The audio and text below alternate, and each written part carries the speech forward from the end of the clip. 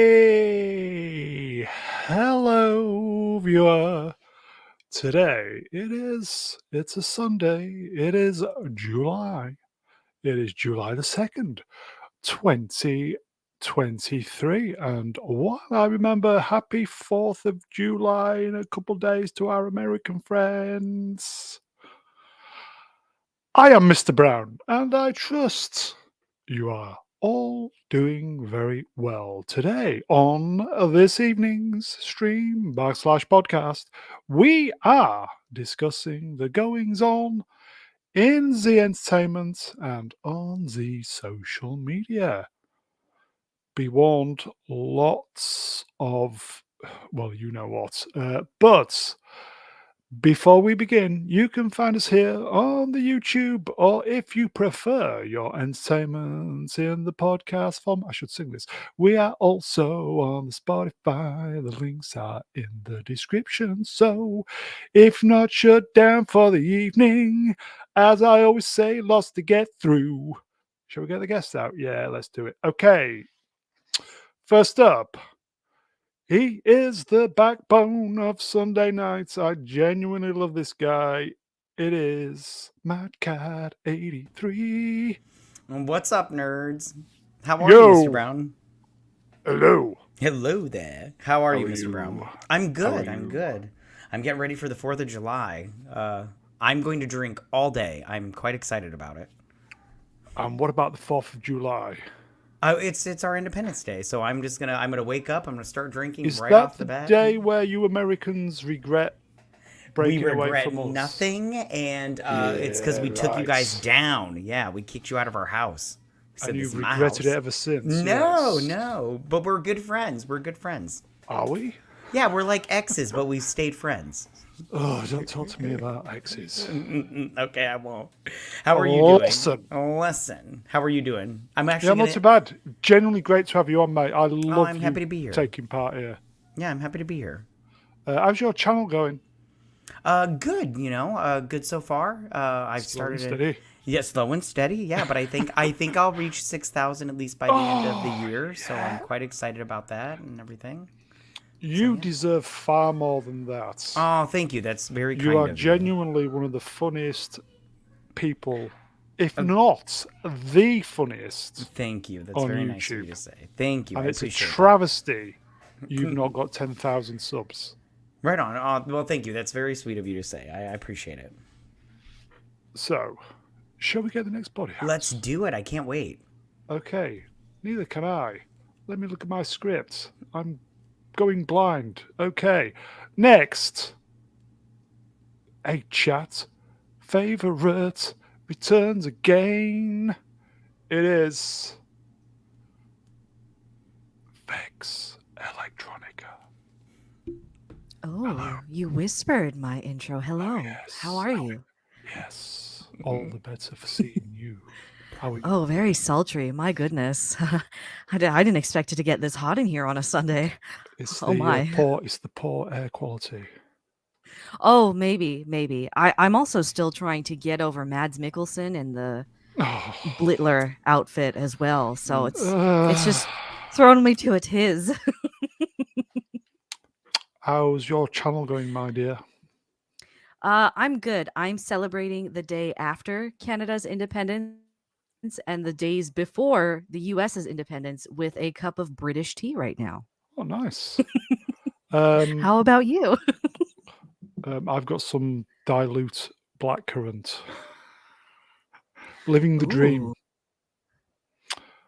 How's your channel going? The video you did today was pretty good. Thank you. I appreciate that. My channel seems to be doing pretty good. I got memberships going now, which is nice. Other than that, steady. We're steadily growing. That's all. I think you're going to do Good for well. you. I can feel it in my bones. Oh, you feel it in your bones. Probably rheumatism, but great to have you on. Shall we get the next guest out? Yes, let's do it. Okay. My eyes are just... He is the purveyor of meh Entertainment. New nickname, everybody. It's Blue Tube himself, the movie Cynic. Hello there. Hello there. Hello there. Hello. You all right? I'm great. Great to see you. Yeah, it's good to see you too. How's life treating you? Good. Oh, life's good. Thank you. He sounds like salad fingers. You guys want some salad? You guys want some salad, man? Any news for the viewing public? Blue Tube? No, things are great. I can't. All right, I gotta mute. I do believe you dropped a video today. I did. Yep. I'm gonna shout him out on Beast Up tomorrow, but Bagface did the video editing on this Indy 5 review for me and just fucking shot it into the stratosphere. So shout out to Bagface for making a killer video. I will say, everybody, you are at the birth of the next level of Blue Man's YouTube channel. I would agree with that. I don't think that's hyperbolic. So, Stream killer.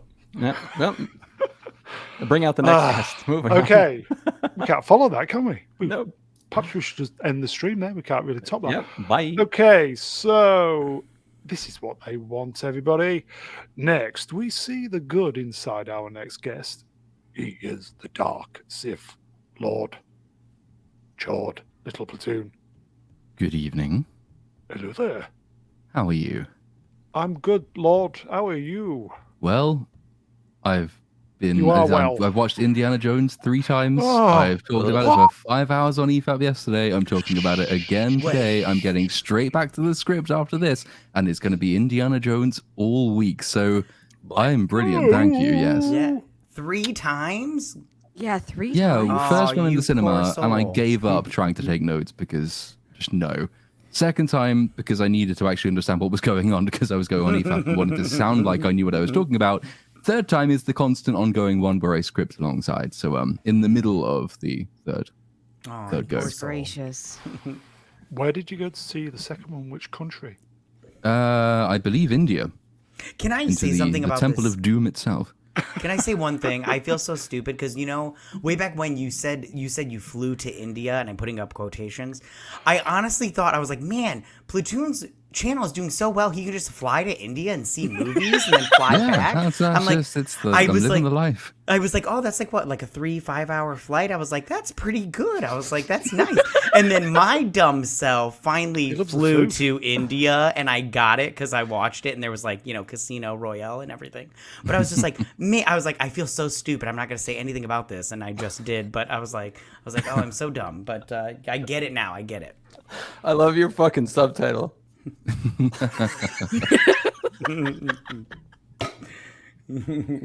Which is it? Let's have a look. Oh, Brown needs to get his magnifying glasses on. That's a given, isn't it? Yeah. Yes, it is. You belong in a museum. Oh god, that line's going to come out so many times. Yeah, Blue Tube sucks, everybody. Okay, so do we have an estimation on how many words your Oh god, well. Oh, it's going to be bad, isn't it? It was, I mean, the prologue, that first bit of the film, which is the bit that pretends it's being an Indiana Jones film. So that's the opening 15 minutes of the film. I think that's 12,000 words. So, it could be a long one. We'll see. My mind is blown how you can write so many words so quickly. It's just a fast typer. It's incredible. Anyway, great to have you on, Lord. Good to be here. Shall we get the last guest on? Yes. Why not? Well, I could give you a million reasons why not, but okay. And last, but by no means least, he's been away, much like indie folks. He's back after a long time away. He is the wise elder of the channel. You know the rest. He is the great mega geek himself. Ian David Diaz. Hello. Hello. Yeah, I'm feeling a bit old, actually. Oh, God. Been working too much. Are you eating anything tonight, like Monster Munch? No, not tonight. But I can do with some, actually. I might go to the kitchen and get some Monster Munch. Yeah, cool. How's everyone? Okay. Good. Good. Yeah. Don't speak up all at once. Jeez.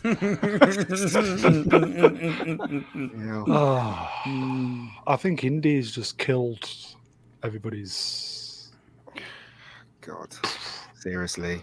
Yeah. Not even the bacon can save it. Bacon. Yeah, bacon, Matt G. Welcome. Sorry, Matt. Even the music was. It was so lackluster. with John awful. Williams, because Yeah. John Williams, he just lifted the music from Last Crusade in the beginning sequence, and I was What? like, "That's from Last Crusade." I'm like, "Isn't there any new music here?" And there wasn't, as far as I could tell. So yeah, that was kind of, anyway. It's not even. You can't even tell if there is new music because the sound mixing all the way through is horrible. Yeah. I've sort of done that in the video that's coming as well, comparing the chase sequence in Morocco in this film to any chase sequence in any previous film, where you can actually hear everything. You can hear the soundtrack because they mute the sounds of engines and crashes and all the rest of that. And this film is just noise all the way through. But I don't think underneath the noise, John Williams has done a very good job either. It's a bit miserable, but yeah, I mean, also everybody yes, the first 20 minutes is good, but no way is that action sequence as good as anything that's in the other first three Indiana Jones movies, because Spielberg is a master at directing action. This guy, it was just plain the whole. There was nothing. There was no shadows on the wall. There was no tracking shots. There was nothing. Soulless. It was. I think we're coming in hot, everybody. it was a PS5 cutscene. It was Indiana Jones and the cutscene of Evening chat. It didn't make any sense. It was so sloppily edited as well. And it's a shame because that's the most enjoyable part of the entire movie. And I was confused 30 seconds in, basically. So I love the bit where Indiana Jones picks up his hat and he puts it on Miles Mickelson, whatever his name is, because to cover the CGI. And then there's no reason for him to put the hat on the face at all. None. Right on. Also, it's the best way to introduce your sinister villain, isn't it? Having him knocked out in one punch and later on killed, because there's no way he survives. He's killed on that train, and then they he didn't kind even of have a forget scar the on rest. his face, too. Nothing. Oh yeah. You get a big villain reveal later on when he turns around, and I was expecting him to have like no head, and then he turns around and he's like just a Bond, fine. Bond By the way, chat, there will be spoilers. And if I may, what? Spoilers. And when when that bomb drops in that tower, and they're just watching it like go through that carpet or whatever, and then he's swinging by his neck, I was all like, how is he not dead right now? Because wouldn't that break his neck? Because it's like equivalent to a hanging. And I'm all like, I don't understand why he's alive at this moment. But at the same time, the first 20 minutes I actually did enjoy. So I was just... Shall we just get straight into it, folks? Absolutely. Drew Gordon watched my video. I can tell by his comments. Good for you. I watched it. I thought it was really good. I promise I'll watch it. We'll do the disclaimers and the other stuff later. So, so this was the big thing that dropped. Yeah. Like shit. Oh, dropped like a poo in the toilet. I will say, chat, spoilers. But I genuinely think nobody gives a shit. Nobody cares. Yeah, nobody cares. Okay, so who could go first? Should we do it in screen order? Sure. Go on. Blue Man. This movie was, I'll just quote my video. I'm plugging the video. This was a crime against cinema. This is everything wrong with movies. This is like, I'm sure in a month another movie will hit it, and that will be the latest apex of awfulness. But this mines a beloved franchise for what they hoped would be $1, and they certainly didn't get it. But it's every single trope that we've been complaining about for like probably, I don't know, 6 to 8 years, all wrapped up in one movie and dialed up to 11. And this is coming from a person who's not even a particularly big Indiana Jones fan, but I left the theater with a new respect for the original trilogy. My God. Just so chat can be completely in on this and know how much they should despise you. You've been slagging off the original Indiana Jones films in our private chat, and I just think everyone needs to know this so you can get the comeuppance you deserve, you heathen. Hey, that's not going to make this movie any better. So if it makes you feel better, it's going to make us feel better. Yeah, whatever is going to work for you, because I know this is a tough time for you Brits with it being the 4th of July and all. So no, is it? We don't give a shit. You see, you think you got your independence on the 4th of July. That's what you think. But actually, that was just us very cleverly moving into Empire Phase 2. What's that? Only having I don't know what Phase 3 is. The final order will rise. Of our population. Final order. But yeah, so this movie is absolutely terrible. We're gonna get into it, but my 2 cents is this is atrocious. I think it's probably my most vicious review too. I didn't hold back an ounce about this one. You're shitting on Good. Lord. Oh yeah, this happened. Well, Indiana Jones and it's testing that old philosophical question. If a film releases and nobody goes to see it, does it really exist? But sadly, I did go and see it, and I can confirm that this film does exist, but it really shouldn't. The default thing that everybody always has recourse to is that the film didn't need to be made, and that's true. But sometimes things that didn't need to be made turn out good, so it's not really a point of criticism. This, however, did not turn out good. Basically, if you look at Luke Skywalker in The Last Jedi and think, what did they do wrong with that character? You've basically answered the question of what they do wrong with Indiana Jones. Of all characters in cinema, the last person you would expect to hate history, hate his life, want to die, is Indiana Jones. And if that's the kind of thing you're in for, then you'll really like this film. If, however, you value your sanity and you don't want to be profoundly depressed, ignore it. Don't go and see it, because it's just an absolute waste of time. And he doesn't even have a moral arc. He doesn't realize that he's wrong. He doesn't find a new joy in life. Phoebe Waller-Bridge saves him, and he doesn't want to be saved because she is the Indiana Jones in this film. It's an absolute travesty. So yeah, that's why it's taken me quite a long time to tear it apart. I just want to go home.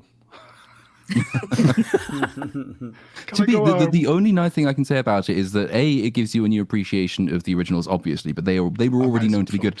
B, it actually makes you look a bit more fondly on Crystal Skull, because as bad as that film was, it did some basic things right that this one doesn't. And C, I'm sure there is a C. Is there something else nice to be said about it? Oh yeah, well, I didn't find it as it wasn't as annoying as Crystal Skull, because that one at least had a character who was still alive and wanted to be, and you could see maybe they might have been able to tell a good story and didn't. With this one, it's not as annoying because it's just nothingness. There's nothing to be annoyed really about except the destruction of another character. It just doesn't deserve to exist. Is it a nothing burger of a movie? I think it's a bit more than that, because again, it is completely destroying one of the most optimistic and charming characters in cinematic history. So it's less annoying only because it's kind of expected. I think that's probably the reason why. Catty, have you seen it? I have, yes. It's not good. Listen. I'm just gonna piggyback on what Movie Cynic and Little Platoon said. It's really like, it's just they want to deconstruct Indiana Jones, and he's such a sad character in this movie. Like, I'm all like, why? Like they I don't know how spoilery we want to get, but they spoil away. Don't give a shit. Does anybody give a shit in the chat? If you do. Sorry. Watch a different stream if you do. Yeah. They kill off his son, and I was all like, "What? What's that all about?" and everything. And then they put in Phoebe Waller-Bridge, which I'm sorry, there was no redeeming qualities in this character. Like, I was so, and the fact that she had like a simp or whatever, I was like, no one's simping for this one. She looks like a witch in a broom. Yeah, she looks like Mr. Burns. Yeah, she looks like a witch in a broom had a child. No one is simping over this woman, and I'm all like, I'm sorry. And I found her character be quite annoying, and I was just so unhappy. The first 20 minutes, though, I actually did enjoy. I'm not gonna lie, but the rest of the movie, I was just like, I just wanted to go home, and I just sat there and I was like, this is depressing. And like you guys said, it makes me appreciate the first 3 movies so much more. And Crystal Skull, it made me like appreciate the actual things that I did like about that movie much more, even though I don't like that movie. And it's just it's not a good movie, and I wish they wouldn't have made it. Vex? Yeah. You're right. Can you follow that? Any of that? I mean, I echoed a lot of these sentiments in my own video today. This movie just deconstructs everything that Indiana Jones is, the legacy that he had in cinema. It is a very piss poor imitation of an Indiana Jones. It doesn't feel like him at all throughout the movie. Phoebe Waller-Bridge takes the role of Indiana Jones, and even then, she's such a hollow shell of a woman that there's, like someone else said, there's no redeeming qualities to her at all. The villain is wasted, which is a shame because they cast the perfect person as a villain. Great actor. Yeah, the editing is shoddy. It's bag of shite. The last few movies I've gone to see, even though none of them have been stellar, there's always people that still appreciate it by the time the credits roll. And when this movie, like I have never seen people leave a theater faster when the lights came back on. And my theater was just full of boomers. How many were in? I ended up having almost a half full theater at 2 p.m. on a Friday where I was. Okay. Yeah. Probably finished work early, not better off. It was the last day of school for us on June 30th. Yeah. So, but terrible film. It genuinely doesn't need to exist at all. Like there's no redeeming factor. It doesn't add anything to the Indiana Jones universe. I thought it was very stupid how they killed off Mutt Williams like really conveniently, because him going to Vietnam goes completely against the character that he was built up to be in Crystal Skull. Like that makes no sense whatsoever. I just think that's mean-spirited. They couldn't have him just being in Vietnam, but they had to kill him off. It's supposed to be the thing that destroys in general. Bear in mind, all of this is incredibly important information, and it all happens off screen before the film starts. None of this, you don't see any of this. You're just told it. He dies in Vietnam. He enlisted only to piss Indy off, which, as Vex says, doesn't fit either of their characters. What? And his death prompts Marion, who obviously he married in Crystal Skull, to leave him, and that's what leaves him a miserable, decrepit old wreck who doesn't want to live in this film. That's just the basis of it. So in 5 minutes, you've basically got Indiana Jones torn down in every conceivable way, save for castration. And that comes later, figuratively at least, when Phoebe Waller-Bridge just girl bosses him all the way through the film. Yep. Jesus. Yep. Anything else to add, Vex, before we move on? Mads Mikkelsen makes a hot Nazi, and I am not going to back down from that at all. Yeah, I could tell he was on your review. You were gushing a little bit. Oh yeah. There's 70s porn music and everything. Brown chicken, brown cow. Okay, so Ian, obviously you're going to say, "Oh, it's shit," but your thoughts?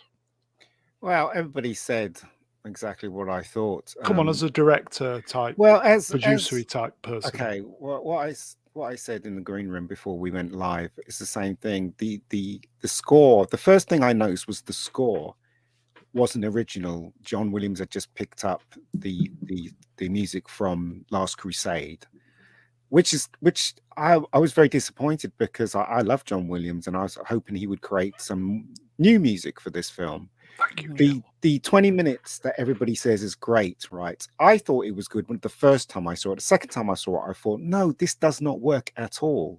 The first 20 minutes, it's bland. There's no. If you watch the tank sequence in Last Crusade compared to the sequence on the train, it doesn't even compare. Spielberg has you on the edge of your seat. This guy, it's just shot after shot after shot. There's no ingenuity. There's no. The way it's been directed is very bland. It's A to B shots. It just doesn't work. I think maybe that it might be because of the CGI, and they had to work around. I bet it was on was it on like the big LCD screen type thing, perhaps? Yeah, maybe. I don't know. I'm assuming that they used all kinds of techniques and stuff like that. But you can tell the shots where Harrison Ford is in it. Like, for instance, when he smacks Miles Nixon, and then he puts on his costume. Why?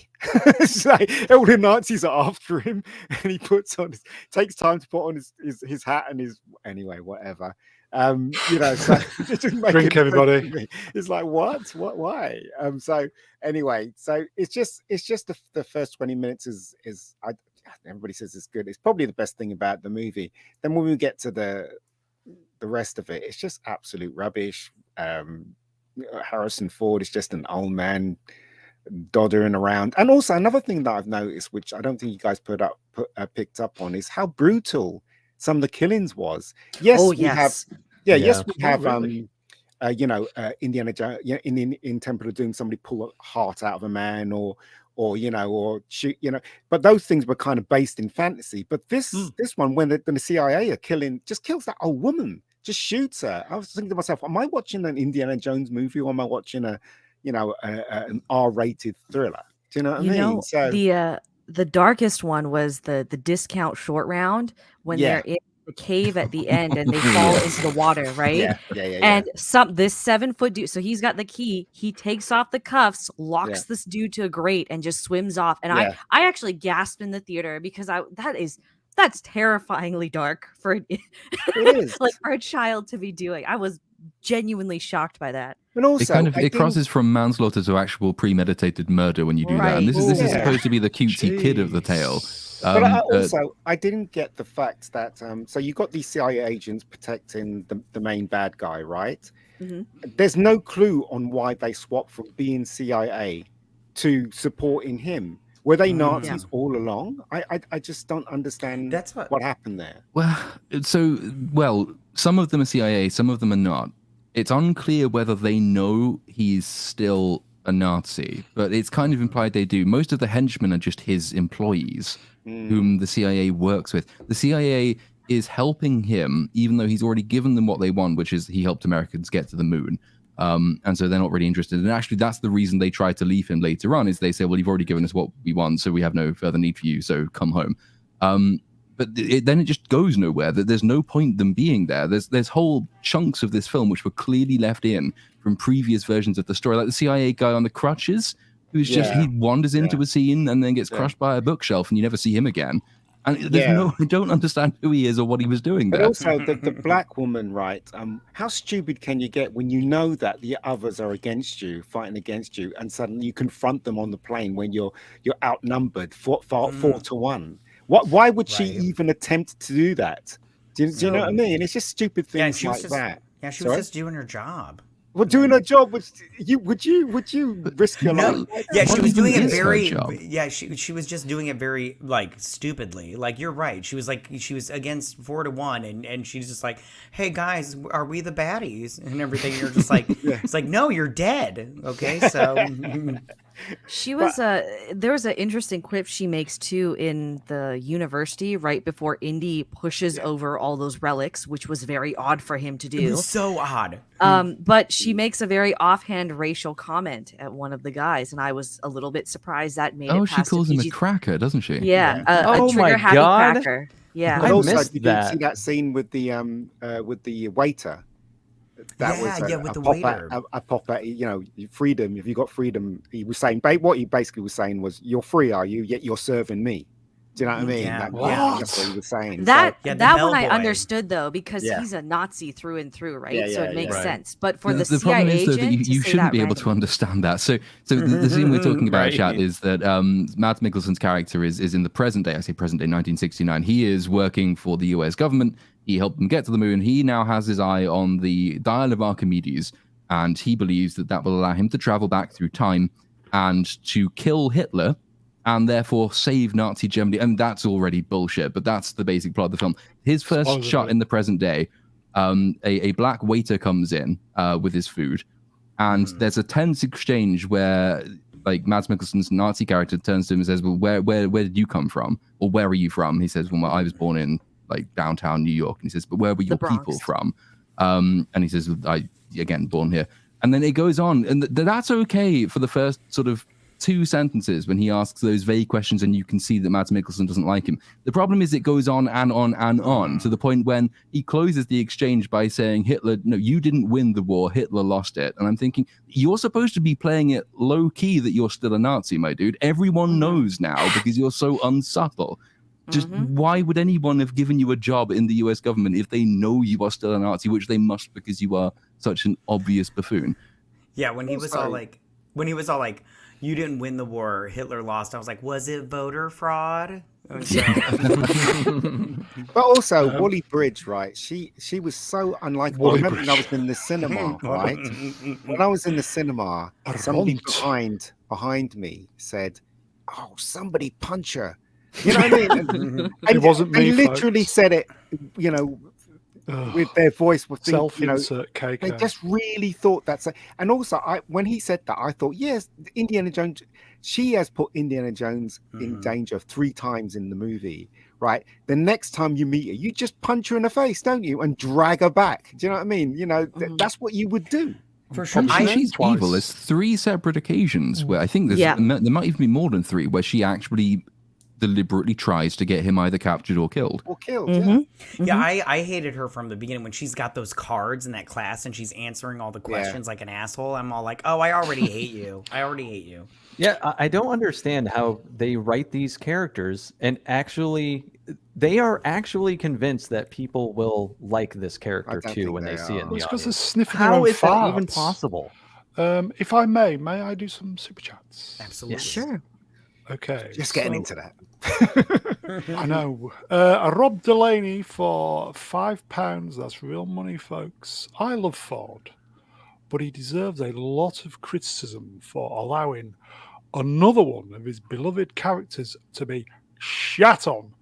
Clearly no respect for the fans. I'd just like to point out that scene, right, even though it was crap and rubbish and badly written, the bit where Harrison Ford talks about his son, that was a good performance from Harrison Ford. It really was, yeah. And I thought that, you know, I thought, yeah, it's good, but it's a shame what he's talking about makes no sense and stupid. Right. You know what I mean? It goes against all of the character setup from this film and all the previous films as well. So basically, again, for context, they're on a boat and Phoebe Waller-Bridge's character asks him what he would do if he got his hands on this time-traveling dial of destiny. Would he go back and meet Cleopatra? Would he go and do this? And he says, I would stop my son from enlisting. And that's when it's a very emotional scene. He performs it really well. He's clearly so broken and cut up by the fact that his son enlisted and died, and it destroyed his marriage, and it's left him with nothing to live for. And in isolation, it's a really, really strong scene, except that it makes no goddamn sense. Because Mutt is, as we remember from Crystal Skull, he would not sign up just to piss Indiana Jones off. He, if anything, is the anti-authoritarian character in that.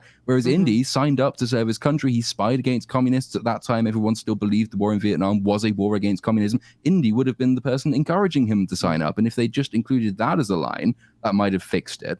But I think the better thing to do is keep Mutt alive. And basically, you kind of replay The Last Crusade, where he deliberately doesn't sign up or he draft dodges. Indy hates him for that reason. He thinks he's dishonorable and disloyal, goes off on a quest, gets lost somewhere, and Mutt has to go and find him and save him. And you see that poetic similarity between Indy and his father, and now Mutt and where Indy was. There are so many good potential films you could have done here if you insisted on making another one.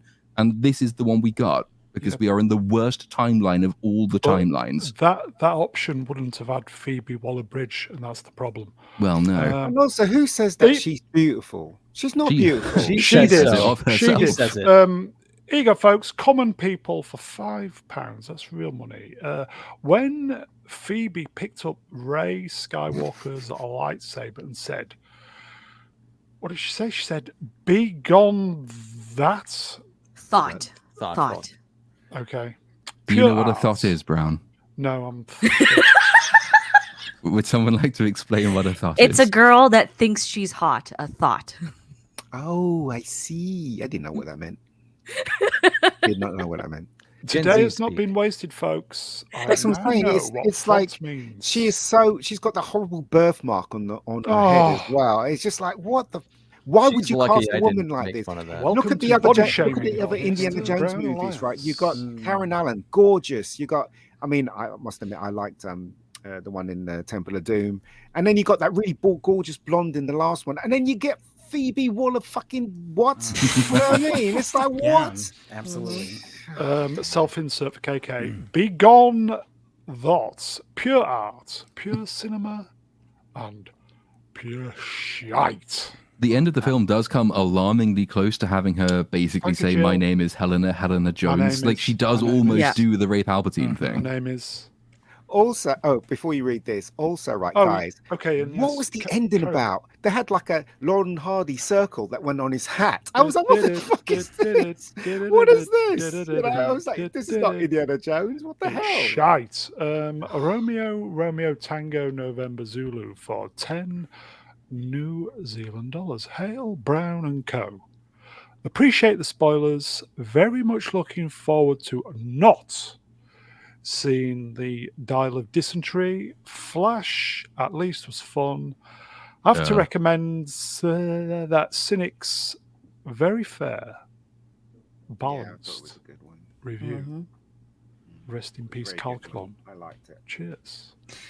If I may, so back to the scene on the boat, there's an instance where they're talking about why she should even believe that this dial will actually take them back in time. And Indy just goes on this tirade about how you can't prove things that science can't prove, essentially. But we've seen him in like 4 different movies go after mythical things and actually genuinely believe in them. So I was very confused by his motivations in this film altogether. He says he doesn't believe in magic, and of all the characters in Indiana Jones to believe in magic, that you'd think he would be the one given he's seen it. He says it's not about what you believe, it's how hard you believe it. Yes. And how it just doesn't make any sense. So reading that back, Raiders of the Lost Ark, it only melted people's faces because they believed it. But then if Indy didn't believe it, why did he have to shut his eyes and look away? And then it doesn't even make any sense going forward. It doesn't impact the story in any way because there's no reference to it again. And technically, the dial isn't magic. The dial is pseudoscientific time travel device. So it's not magic to believe in either. What about the bit at the ending where Indiana Jones has all those bugs on him and he's like, oh, get off me, like some kind of stupid old woman. And I thought about Raiders where you see him get covered in spiders and he's just like, he's calm about it. It didn't make any sense at all. Anytime they can make him look like a wuss, that's what they did. They took advantage. Yes. Rubbish. Shit, everybody. Yeah. Phoebe Waller-Bridge is as bad as everyone says she is. Like, no, she's genuinely. worse. She's worse. There's no redeeming factors whatsoever. Like, I could say The Little Mermaid had more redeeming factors than this dumb bitch did. Yeah. Here you go, folks. Super chat. Nikki Rellahan for £5. That is real money, folks. Hello to everyone in the panel and the chat. I'm a slow typer, so this is easier. Well, hello. Hello there. Are there any? Okay, we seem to be railing on it big time. That's because it deserves it. It does. Yeah, it deserves it. This is the worst movie of the year for me. Yeah, well, like, hands down. Yeah, it's not over yet. No, like nothing is going to beat this simply because at least all these other movies we've gotten, yeah, they're hollow. Yeah, they're just cash grabs. Yeah, there's no real heart to them. But this is like intentionally destroying a legacy. Right. That's why I would rank this the worst film of 2023. After watching this film, I've realized where all the money went. So there's meant to be this ending where there's meant to be this ending where they go back to Germany.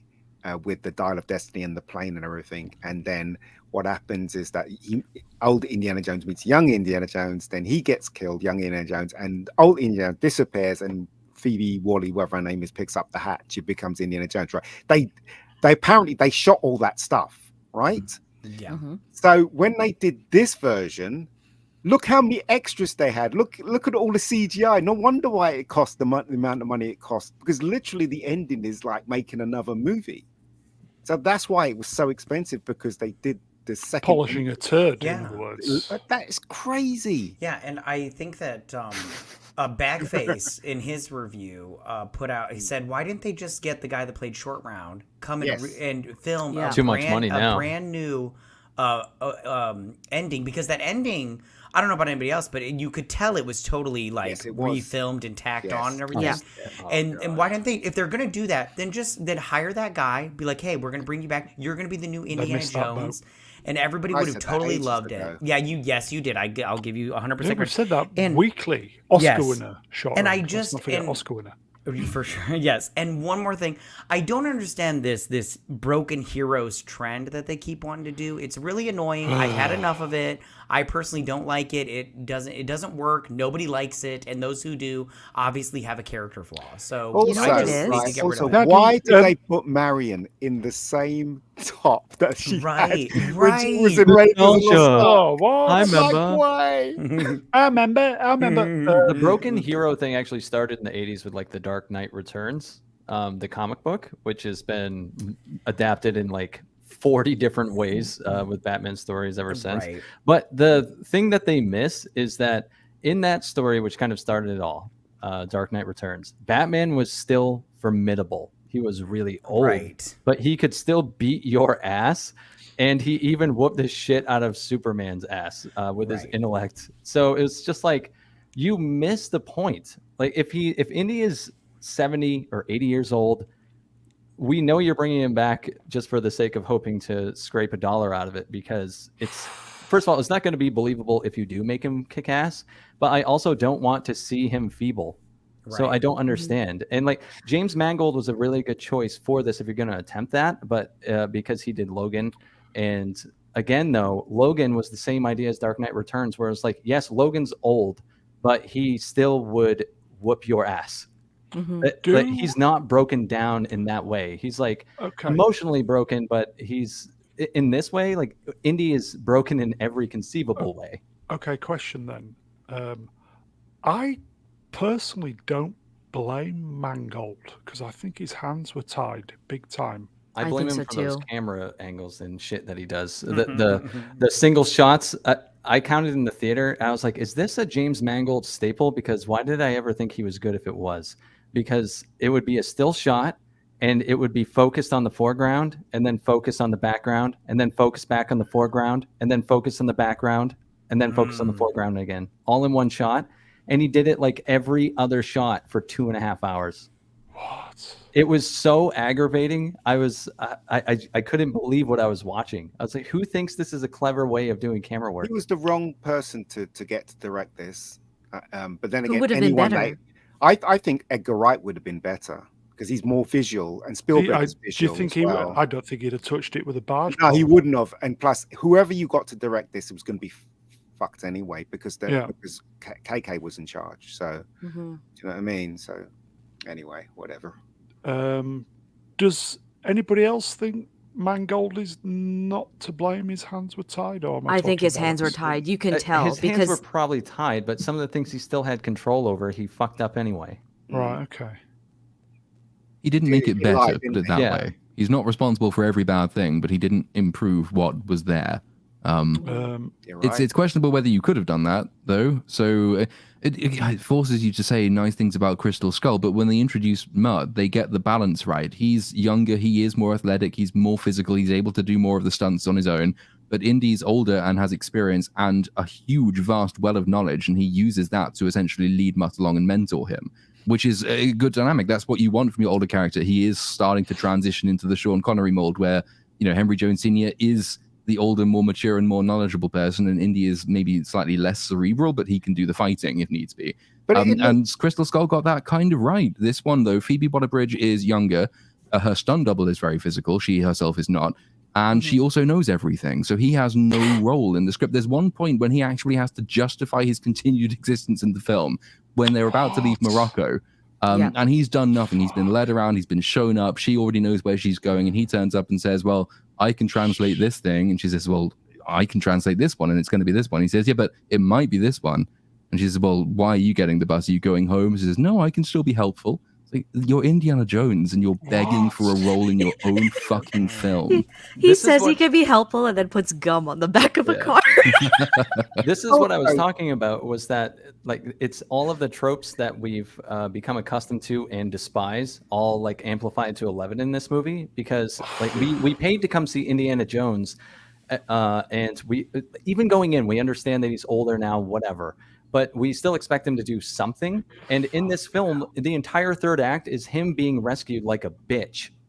He doesn't do anything except just he gets shot in the shoulder and then taken captive. Why?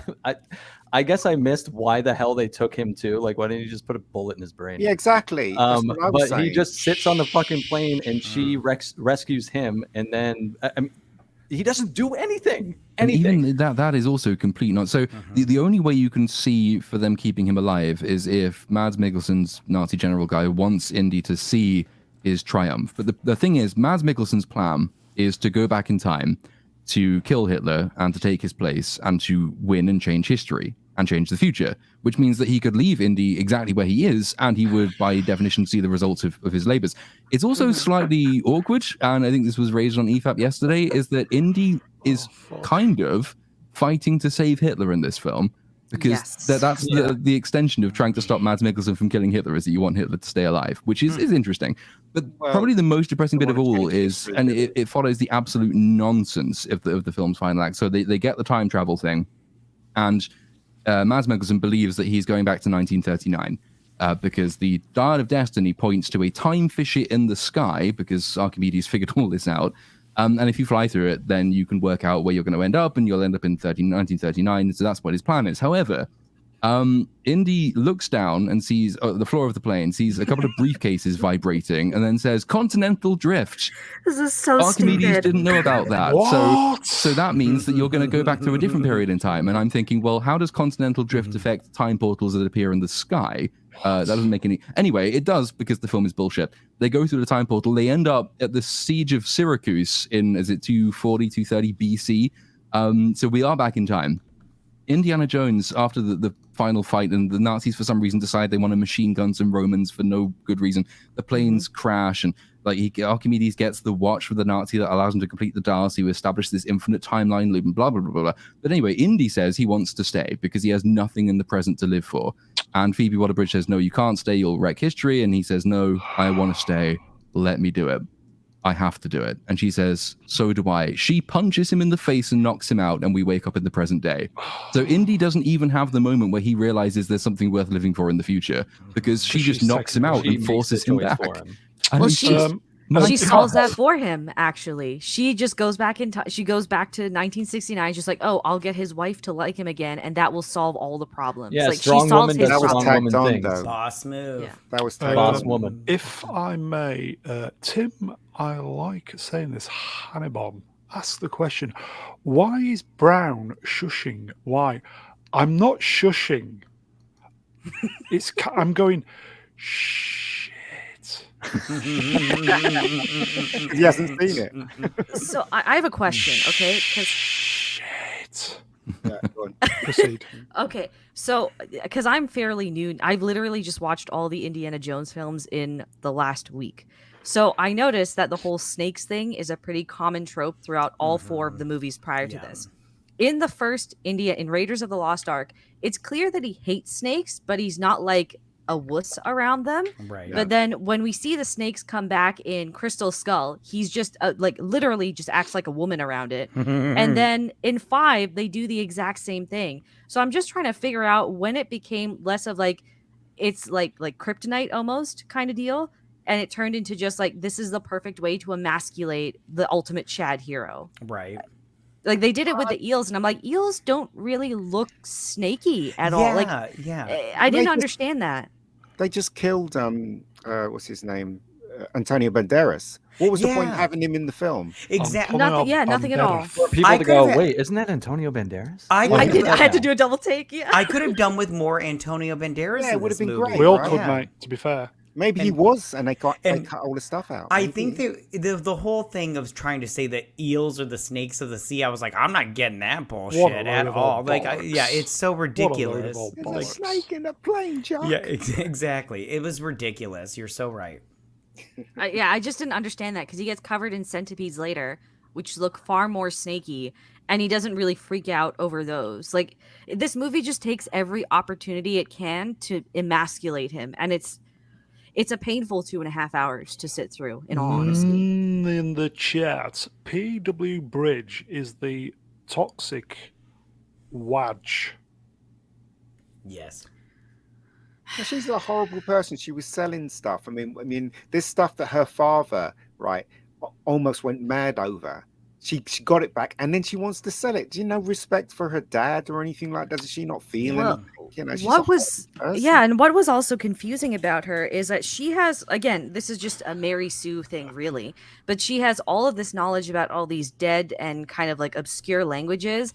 But there's a flashback sequence where it's made like abundantly clear that her father didn't have a strong presence in her childhood.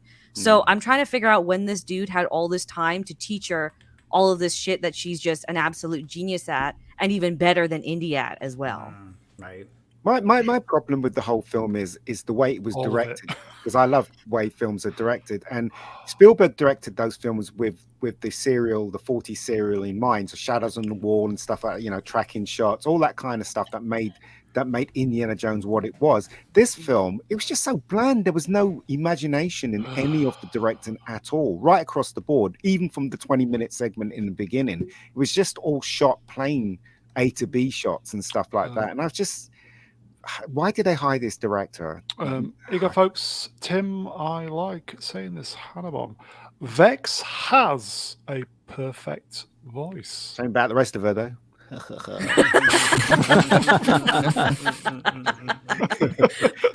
kid. Boom. After that. Thank you, Tim. Thank you. Oh, I want to end it all. No, don't. Damn, bro. Yeah, you want to do an indie, huh? And just sit there, get drunk, and wait for the sweet release of death, like Indiana Jones should do. Well, at least it'd be cheap. It'd be just one can Dan. That capitalism line that we saw in the trailer, that was in there as well. Like now that you see the whole scene and you see her motivations, which again, it's not to steal this thing because it was her father's goal or anything. It's to sell it so she can pay off bail money and gambling debts. So she says, "Oh, I'm stealing," and that's capitalism. But then literally we see you the entire film going and buying new outfits in every location they go to, going and buying like food of all these like different ethnic backgrounds as well. And then on top of that, she's like, she married a dude for literally, or not married the dude. She was engaged to a dude just for the benefit of it, and someone who is really wealthy too. And she sells off the engagement ring, we learned too. It was just such a random comment to throw in there when you see her motivations. Here you go, folks. Waller Bridge isn't even the hottest in the stable. Also, did anyone know what was going on under the water when they went underwater? Because I was totally confused what was going on. I couldn't see what was going on. I didn't know who was in danger. So basically, four of them go down, right? And then on Waller Bridge. Oh dear. Yeah, Waller Bridge goes down as well. Shit. Yeah. They blow her. Jeez. So they find the shipwreck, and they're all attached to, the boat because they don't have modern kind of breathing apparatus. Right. So they need to, I guess they only have a time of 3 minutes down there before oxygen runs out. So Antonio Banderas stays at the top of this like underwater cliff that's overlooking the ship. Phoebe and Harrison Ford go down.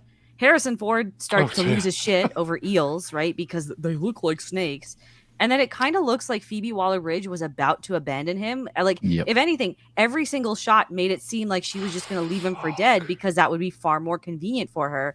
Mm-hmm. And then there's just like a flip randomly at the very end where she pulls him out. And then somehow the fourth dude that was there that we totally forget about, it just kind of, I don't know, gets thrown into the abyss. It was very oddly shot and very confusing. It was.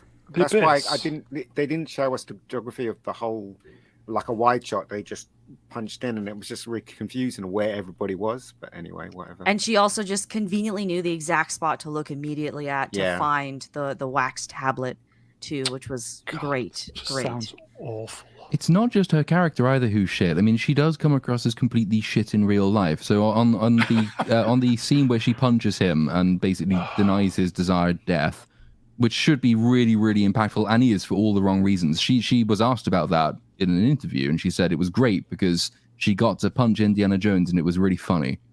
And I was thinking, oh my god. Question, if I may, sorry, Vex, just Drew Gordon, was there a Wilhelm scream in Indy 5? Anybody know? Yes, in the first, the train sequence. That makes Okay. sense Yes. too. Right. Yeah. Okay, Vex. Sorry. You know what's sad about that train sequence? All James of it. Mangold, I kind of see why they selected him, because yes, he directed Logan, and this is like a wannabe shitty version of that kind of storyline. And the opening train sequence, he directed a really, really great action sequence on top of a train in the Wolverine, which was the second Wolverine movie. It was really well done. And then this one sucked so bad. Do you remember when one of them loses the gun out of their hands and it just like rests softly on the train that's going like fucking 60 miles an hour? It doesn't just fly away.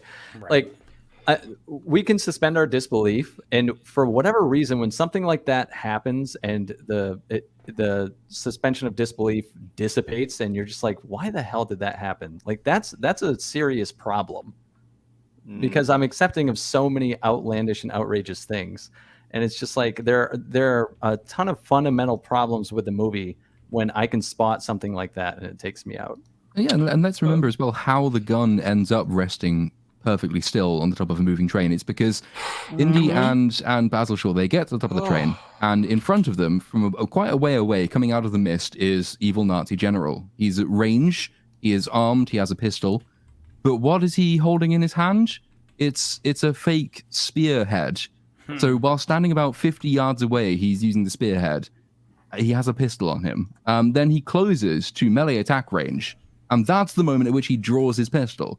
And then he discards the spearhead. So he's using a melee weapon at range and trying to use a ranged weapon in melee distance. And there's no wonder you guys lost the war if you're this incompetent. And I thought something was going to happen with I thought there was going to be some sort of backstory of how Mads Mikkelsen's character survived taking a fucking metal railing to the face at 60 miles an hour. Like when we saw him in the future. Yeah, I was like, oh damn, maybe, I don't know, did he go back in time or something? And like before, because as soon as he was hit in the face, I was like, oh shit, he's dead. How are they going to get him back? Well, it turns out he's just fucking fine. That's how he's back. It's no just worries. a mere flesh wound. It's my favorite scene of the whole film. It's just so funny. He's clinging on the side of a train and it's going really quickly. And it's like a water tower or something. This huge metal beam sticking out the side of a water tower swats him. Right in the beak. It's solid metal. He falls off a train on top of all of that. And there's not even a scar. It's not even a scratch. It's not even a flesh wound. I looked up how fast locomotives could go back then. And the kind of train they're on could be going upwards of 120 miles an hour. Wow. Which they would be doing because they're under Allied bombardment at the time. So they're trying to move pretty quickly. There's no ambiguity about that at all. He's dead. Yeah, he cannot survive. There is no way he can survive. No, in my review, I was nice enough to say 60, but I will say you don't get technical details like that on Friday Night Tights. Here you go, folks. Rob Delaney in the chat. James Bond, Solo, Indiana Jones, another PWB hit job. Yeah. Question. Yeah, the opening sequence, right? So we know that Indy and his sidekick or whatever, they go in to get the spear, right?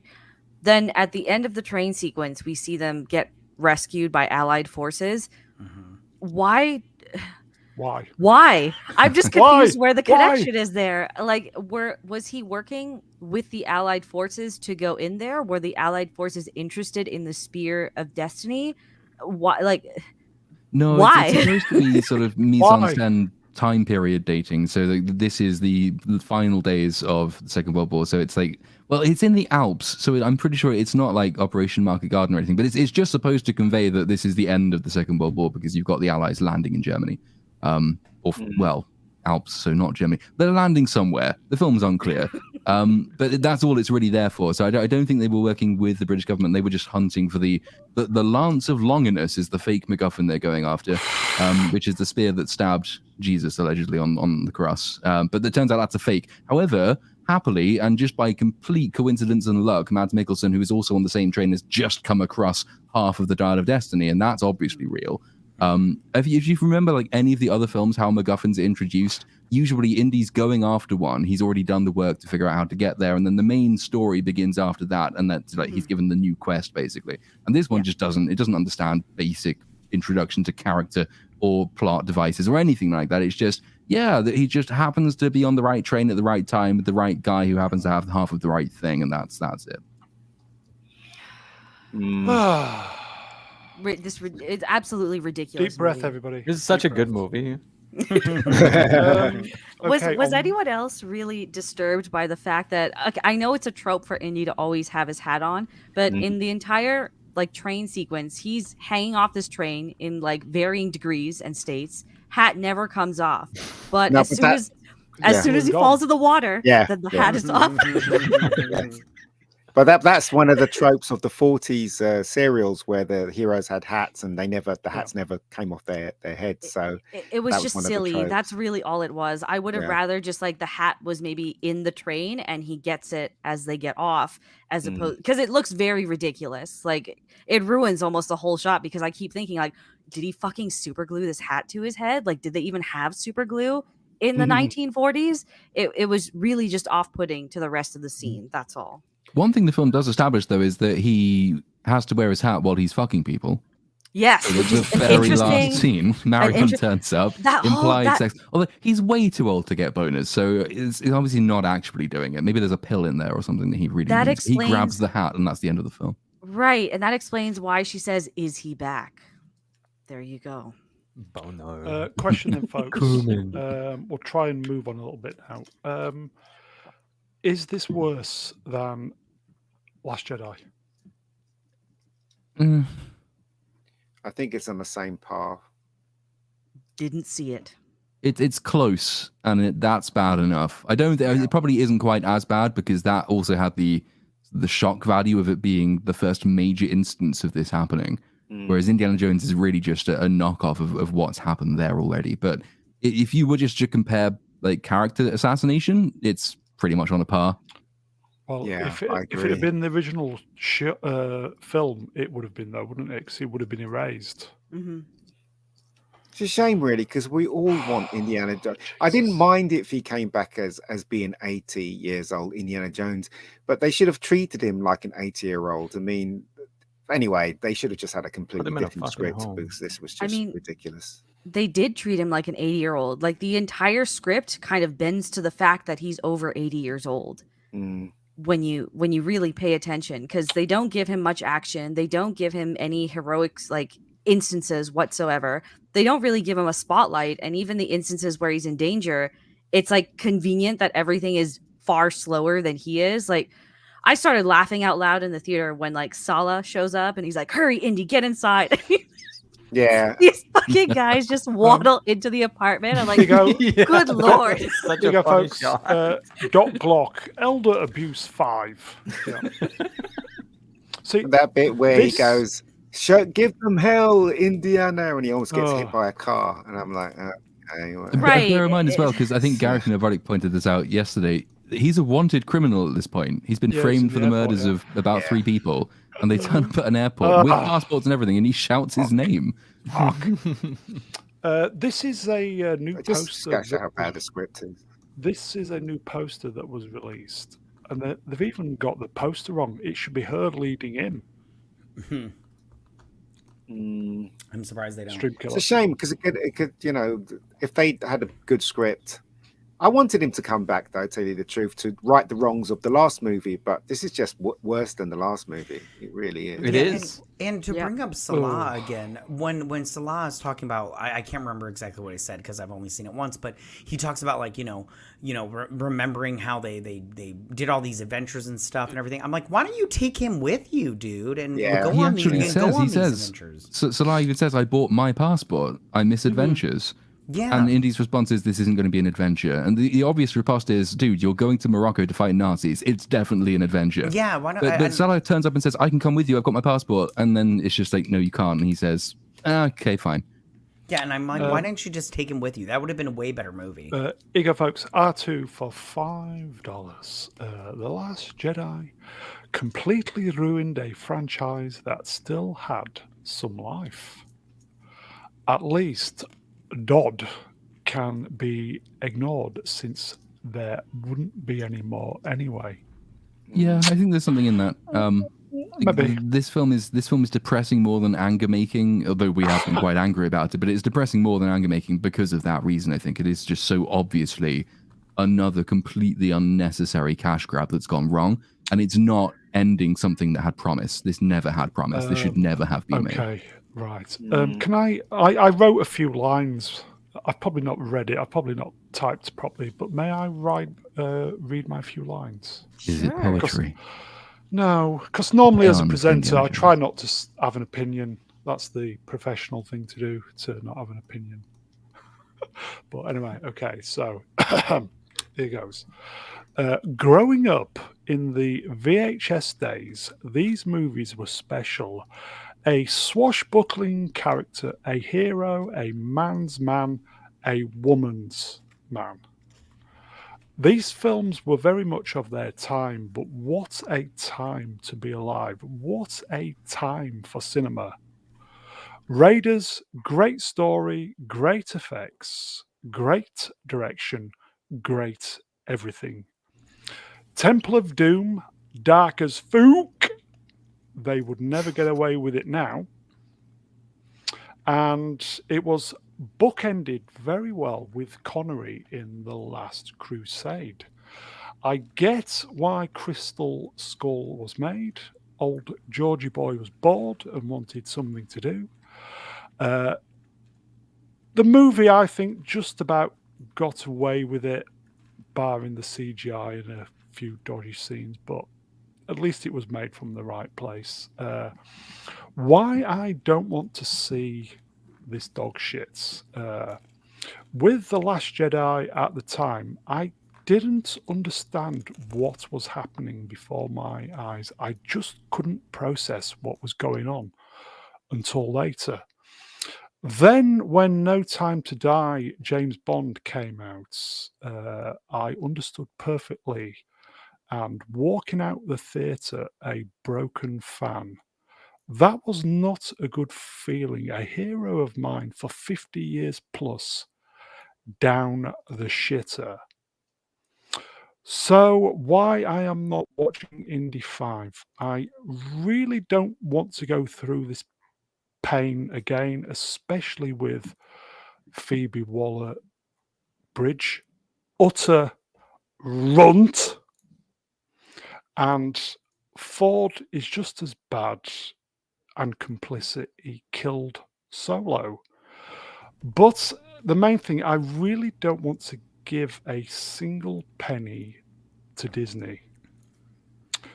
There is a common thread running through the Star Wars movie and now this movie. A person who quite clearly is out of her depth, overpaid for producing shite that hates me as a toxic male, and at the same time wants to take my money.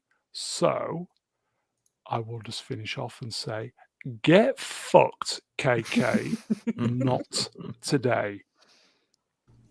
Yeah.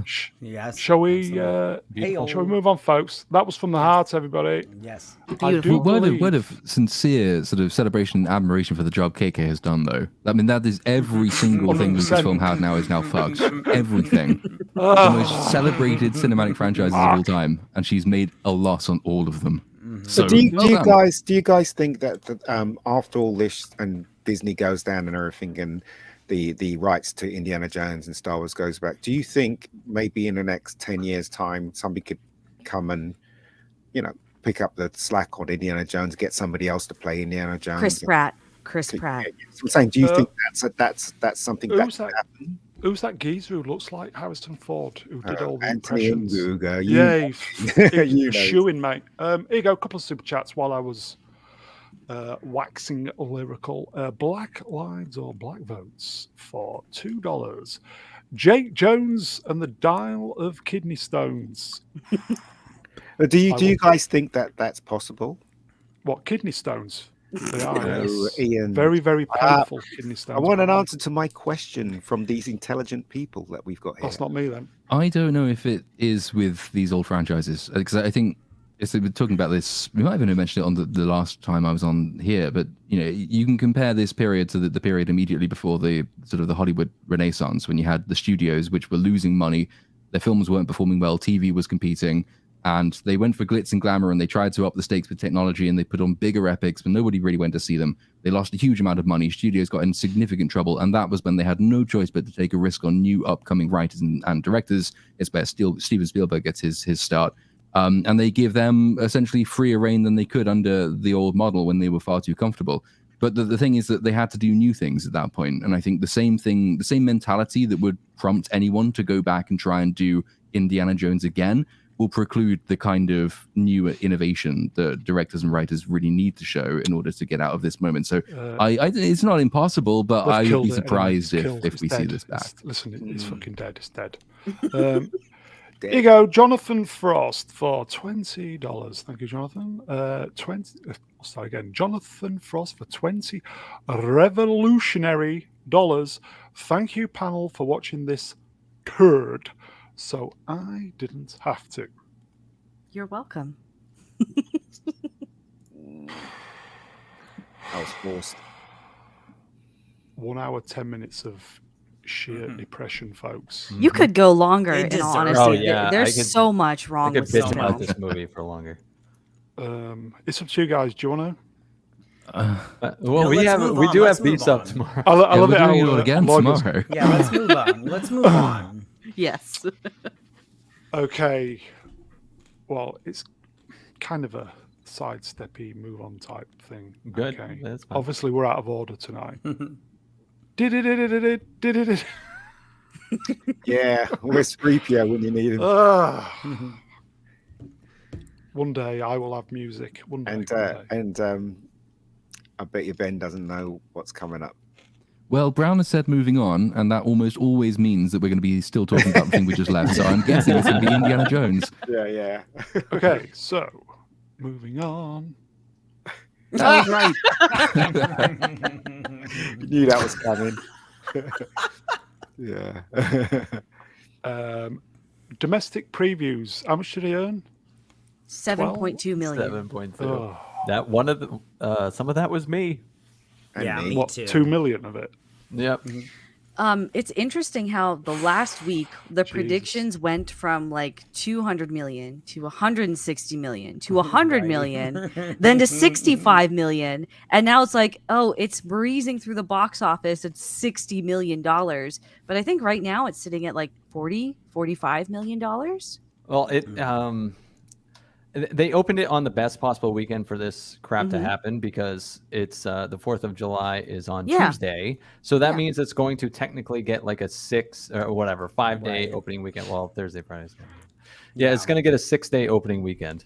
And they'll just say like, Indiana Still Jones gonna- opens to whatever, $75-80 million over 4th of July weekend, even though that encompasses 6 days. Are you guys Yes. on vacation then at the moment? I am. Or holiday? I am. I never. He I never had was, yes, for vacation. Canada Day. Okay. I get 2 days off. So yay. That's I'm why you're writing- excited to get drunk. I'm so excited. I'm writing a Okay, script so on the 4th of July. That really is not a lot of money for. No. For the amount of money it $295 million Yeah. production, not including Yeah. marketing. Not even Right. close. So this probably, with marketing, it probably needs close to $1 billion to break even. The latest figure I saw today was it cost to make 325 million. Plus marketing after that, which was probably Yeah, easily that's- like 150 million. Yeah, that's not even factored in. Insane. You know, all the because I watched some of the interviews that Phoebe Waller and Harrison Ford did, and the entire time I'm watching this, as she's very, gung ho about it because now she's basically taken the mantle in this film. And he just looks like he's really struggling to comprehend why he's even sitting next to that woman through all of the interviews. Well, no, Like- she's a grifter, and she's realizing she's got a 15 minutes of fame, and she's just gonna But it's suck just it like for every little. Sorry. No wonder. No, sorry. It's just she like, can no. suck it.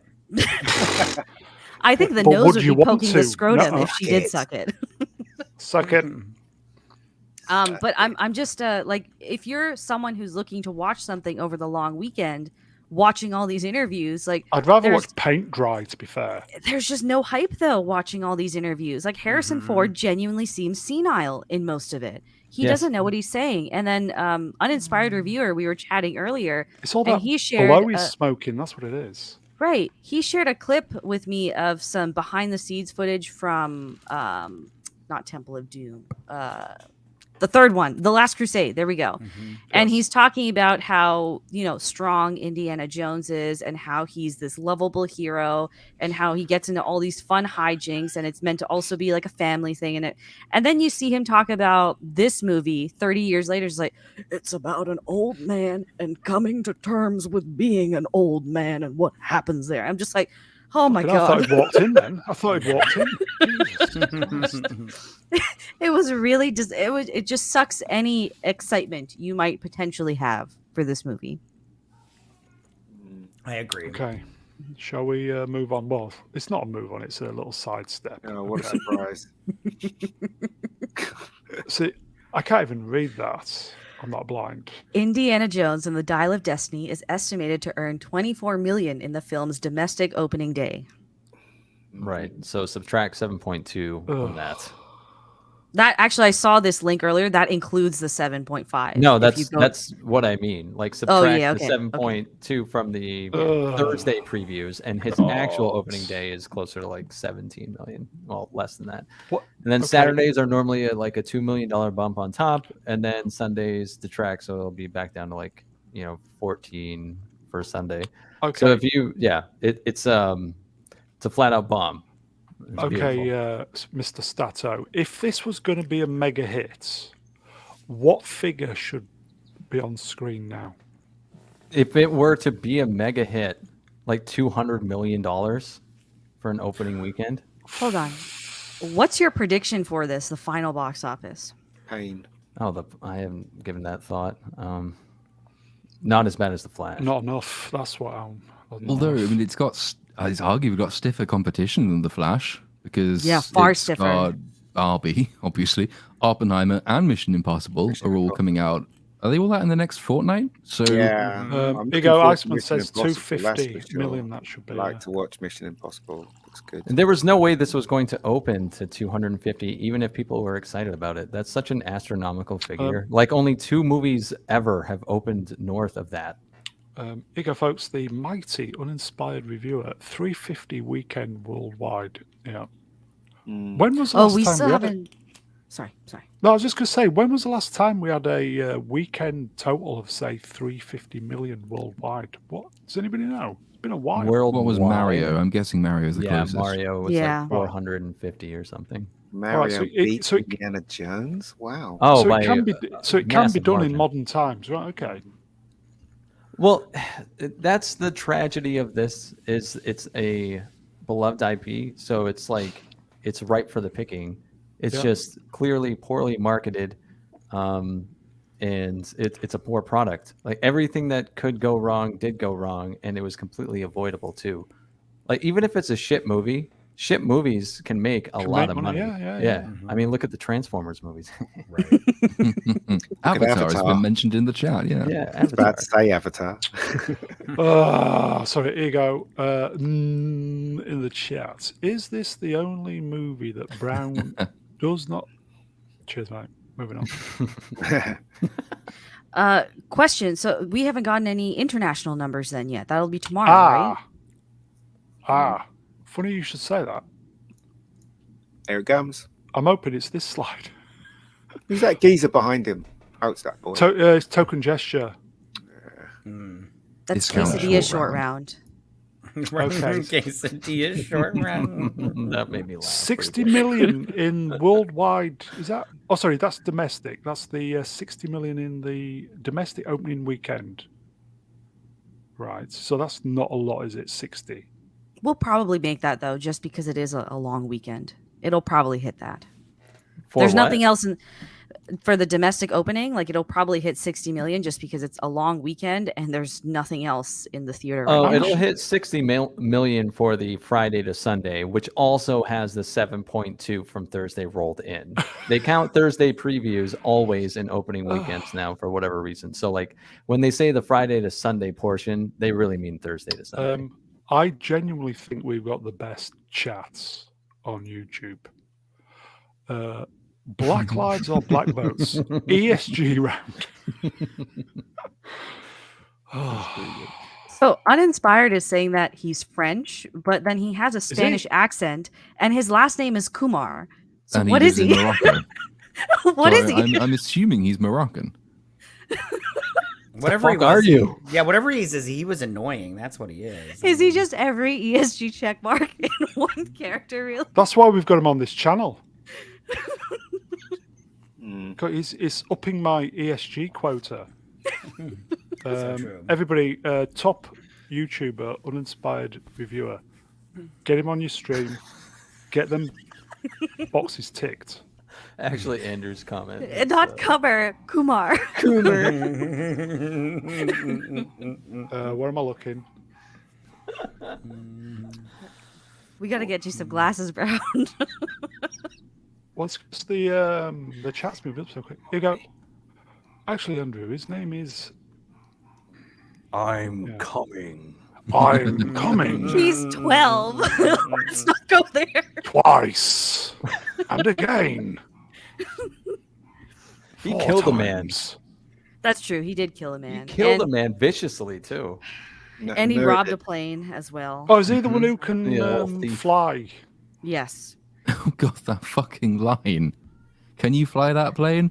I've never flown that plane before. You've never flown any plane before. So why did you ask? So Let them come. Let and them it's come. the foreshadowing is not even clever throughout the film because No, the it's first not. time you see him, he's like playing with some air simulator and they're talking about it, and you're just like, this is going to come into What? play later on. Yeah, it's foreshadowing. yeah. Oh, yeah. When he stole that plane in the third act, I was just like, oh, that's the escape They vehicle fly for when now? they win.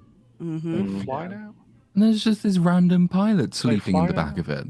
Yeah, Yeah, he doesn't there's wake no- up till they pass through the fissure, despite there being a violent storm outside. And the fact that he's now on a plane that's just been turned on, which it makes it. These things are quite Sexy. loud. It's hard to sleep through an aeroplane engine turning on. I just Also, you wanna know the German plane that was flying when they went back in time? That was pretty Yeah. high. How could those arrows reach that plane? Because that was, Don't think I about was going to it. say, Ian. I'm like, the Romans just fucked up modern day technology, like no Yeah. problem. I get the feeling I only needed one slide for tonight, and that was just Yeah. the poster, and we could have done 3 hours easy. Oh, yeah. Oh, it really is that bad, isn't it? It is. is, It's terrible. yeah. Oh, God. Okay. Yeah, this is everything everyone was fearing. And I I think gave it's it to worse. Somebody's it's going to make worse. some money out of it. And they gave it to us. It's not They me. knew it. They knew. They tried to cover it up slightly, but it was the writing was on the wall for Okay, Indiana here you go, Jones. folks. Indiana Jones and the Dial of Dog Shits opens with, this is not good, is it? $130 worldwide. 130 billion, not No dollars. dollars. $130. Only That was one a person went to see it.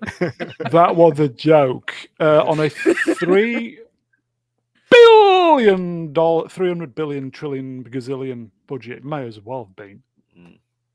That's not good, is it? I think the upper Yeah. estimate for the budget that I've heard is 750 million. So that would be Whoa. including reshoots and marketing. Yeah, because realistically, this is just what Jeez. they report. And like movies can cost more. Like we don't know how much they really dumped into this when it comes to reshoots and all this shit. How much marketing actually cost.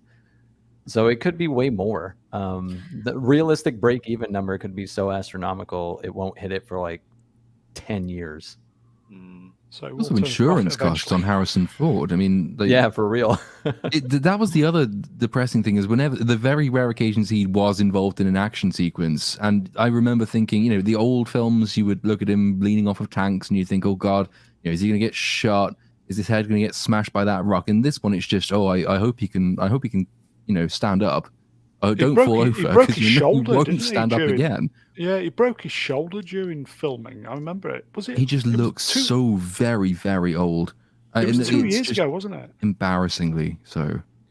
I mean, he did. I mean, he is quite fit because Really? Because he looked like he was fucking 80 years old when his No, shirt was off. he was he had some muscle on him. Yeah, Like he you did like when he was, compared to other men his age, he It's all actually that is blow relatively he's fit. Yeah, no, for his age, he's in really good shape. But the for his age bit is the thing that does all the heavy lifting there, because there's only so fit you can be at the age of whatever age he is. 80. Yeah, we'll go with that. Here you go, folks. Fiona M for $2. Only 19 million on Saturday. A 20% drop from Friday. To be fair, that's what I was saying a minute ago, which was that when you roll in the 7 million, its actual Saturday or its actual Friday was more like 17 plus 2, and then Saturdays normally have a jump up, so it was going to be 2 million. So that makes total sense. 17, then 19, and then on Sunday, like today, it'll probably make another 16 or 17. Here you go, folks. Atom Gray. Doomcock was Doomcock. Yes. All these slides, all these stills on the Twitter caps, they all look really dark and depressing. Yeah, which is much odd like because the film.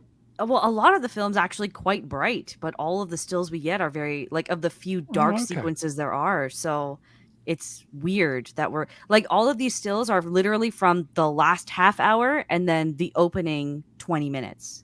Nothing in between. The first 3 Indiana Jones films, they were very proud of being on location and doing stunts for real, stuff like that. And then when you came to the fourth one, and especially this one, most of it's CGI. I mean, why didn't they just go back to the originally because they had because he would have to fly all over the place. And he's not very good at flying because he crashes lots of planes, doesn't he, apparently? No, that was the one thing I was complimentary about in our private chat when I was watching these movies before this one came out, which was like, well, man, it really makes you miss when movies were filmed on a real location. Yeah. With actual effects, not computer generated effects. You can tell when they're on real location. I mean, as I said, even though a lot of people don't like the Last Crusade, I thought that tank chase was just freaking amazing. I thought the horse and the tank. I was watching that in the cinema. I thought it was great. But nothing rivals that in these films on the last 2 films. Okay, let's move on. I think we're kind of jumping to the left a little bit, I think. Really? Really? That audience score is bullshit. I don't know. Rotten Tomatoes scores in general are just fucking stupid. Like there are way better ways of taking a look and getting a pulse on how people actually feel about I think I grabbed that yesterday from I double checked with Rotten Tomatoes, and that was correct at the time. I don't care if it has a low percentage, if it's a perfect score. This isn't an actual way of taking a look at how people really feel. Cinema Score on opening night and Metacritic are the best ways to actually get a pulse on how people feel about this. Metacritic doesn't actually aggregates the score instead of just dividing it between positive and negative, because Rotten Tomatoes, if you give a movie a 6, it's the same as giving a movie a 10. Really? What? Yes, because if it's 60% or above, it's considered positive. So if someone gives a movie a 6 out of 10 rating as a professional critic, it's considered positive. So the score is completely skewed. It's the most black and white thinking because people need shit dumbed down for them. That's why when you hear anyone actually talking about Rotten Tomatoes, the only time that this actually matters is when it does match the things like Cinema Score and Metacritic, because you're like, oh yeah, like funny, even Rotten Tomatoes says it's bad, or even Rotten Tomatoes says it's good. Like that's the bottom of the barrel scrape to see how people actually think of a movie as Rotten Tomatoes. Here you go, folks. Tom Abuela, the value of fixing on location. Spielberg only planned on filming with a tank for a single day, but loved it so much they went for 4 days. That doesn't make any sense. They couldn't shoot that scene in one single day, for God's sakes. That's madness. Absolute madness. Well, they might have just adapted the script. Maybe that was it, and then it got extended out. They would have taken a week, maybe 2 weeks to shoot that tank sequence on You go, folks. Iceman, only scores that matters is ESG scores. Everything else is irrelevant. Rotten Tomatoes is so irrelevant. This is reality. If there were 250 positive critic reviews and every single one gave the movie a 6, it would say it has 100% rating. That's ridiculous. That is ridiculous. You go, Tim, I like saying this, Hannibal. Rotten Tomatoes, get in the bin. Don't they? Okay, so that's a load of old bollocks. Yes. Should we move on? Are we actually moving on, or? I've given up the will to live at this point. For the show, live for the show. That's a no, Someone then. punch him in the face before he, just dies in the past. I screen capped this because I thought the review was delusional. Can anybody read that? Because I can't. Sure. Would you like to read it, Vex? Yes. Indy is back in a big way. This is the most character-driven and emotional movie of the Indiana Jones series. James Mangold does for the character what he did for Wolverine in Logan. Kills him. Please eject yourself out of a moving plane. That's Antonio Banderas right there, and so maybe he had a bigger part than what was shown on. Okay, I will say, listen, on a serious note, if you enjoy a film, then good for you. But I do it's fine if you doubt your mental faculties. It would be boring if we all liked or disliked the same stuff. So there are no wrong or right answers. I'm going to disagree there. There are wrong and right answers. You can enjoy what you like, but the moment you turn your enjoyment into saying, and therefore the film is good, is the moment you are flatly wrong. I enjoy loads of things that are shit, but I acknowledge that they are shit. This film is shit. I would be very suspicious of anybody who did enjoy the film, frankly. Well, as I said, I'm suspicious of you. As I said, I'm the host, and I have to remain neutral. Get fucked, KK. Yeah, if you like this movie, you have a character flaw. I'm sorry. Yes. You go, Neil. Oh, good for you. Right. Okay. Whatever floats your boat, folks. Somebody's got to like it. Should we move on? Yes. I think we're moving on. Are we moving on? I don't know. Of course we're not. Oh, we sort of are. It's linked, but it's not indie specific, is it? Savor the moment, folks. 1 hour, 32 minutes to get to the money shot, folks. There she is. But how? Go on, Matty. I just listen. As much as I would love. As much as I would love this woman to get fired, I don't think it's going to happen. Like, I have no faith that she's going to get fired. And the thing is, shit like this just gets my hope up, and then I get let down. And I don't think she's going to get fired. That's just the end of the comment. Well, I hope she does. I hope she does too, but she's not going to. This woman, I swear to God, she's sucking dick like nobody's business. She has stayed employed after fail after fail after fail, and I don't understand how you can screw up this much and still keep your job. I do not understand it. It's she's so get crazy. Promoted, obviously. Maybe she's blackmailing people. Got stuff. She sucked so much dick it turns her neck into a scrotum. That's perfectly clean. Oh, no, She's got one stuck down her neck. That's what it's saying. But honestly, because this movie is definitely going to be a massive flop, like even bigger than The Little Mermaid, which I think is just like it's barely breaking even right now. Oh no, it's not breaking even. Don't be fooled into thinking that. Oh, okay, then never mind, right? But it's pushing almost $500 million. I think like it was at 450 last don't year. forget marketing costs. Yeah, marketing costs. But so it still needs like another 150 to 200.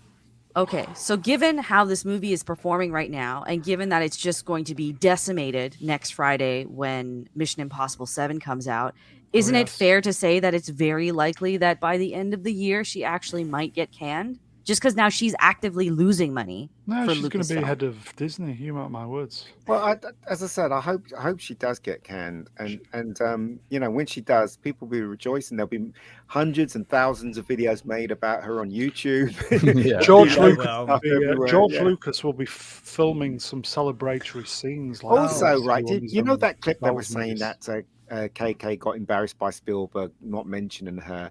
Oh, it's brilliant. When I saw it, I didn't think she was embarrassed at all because they had the orchestra behind them. She knew Spielberg was going to say John Williams because the curtain goes up and then John Williams behind them with the orchestra. So I think everybody just was making a exaggerating because she didn't look embarrassed at all as far as I can see. Lord, are you available? Because I can't even go anywhere near that. Lord. Ooh, well, can I? That's a question. I'm going to say it's keratis. Well, Greeks, I don't think they didn't really use softer consonants, so I'm going to say it's keratis pyrobuses. But that's probably completely wrong. For $4.99, KK could survive almost everything else because most of her movies made money. This, though, would be a justified firing at any of the studios. Yeah, but then you could say the same of Solo. I think Solo would be a justified firing in any sensible time. A Star Wars film that loses money should be an unthinkable proposition. Yes. An Indiana Jones film that loses money should be an unthinkable proposition as well, but it's not. Her contract runs until next year. If she's going, I suspect they will give her until next year and portray it as just, well, this is the natural expiry of her contract and she's retiring now. Because they're not going to embarrass her in public and admit basically that they've made a mistake for the last decade by saying, yeah, we've sacked her. They should sack her. That would be what she deserves. But they won't do it because that would admit a mistake on their part. So yeah, I would be surprised if she's in place beyond 2024, but I think she will be allowed to see out that contract. If there was a nuclear war, obviously the cockroaches would survive and KK. She'd be sucking off the cockroaches if there were she would. Jesus. Kim. She's gross.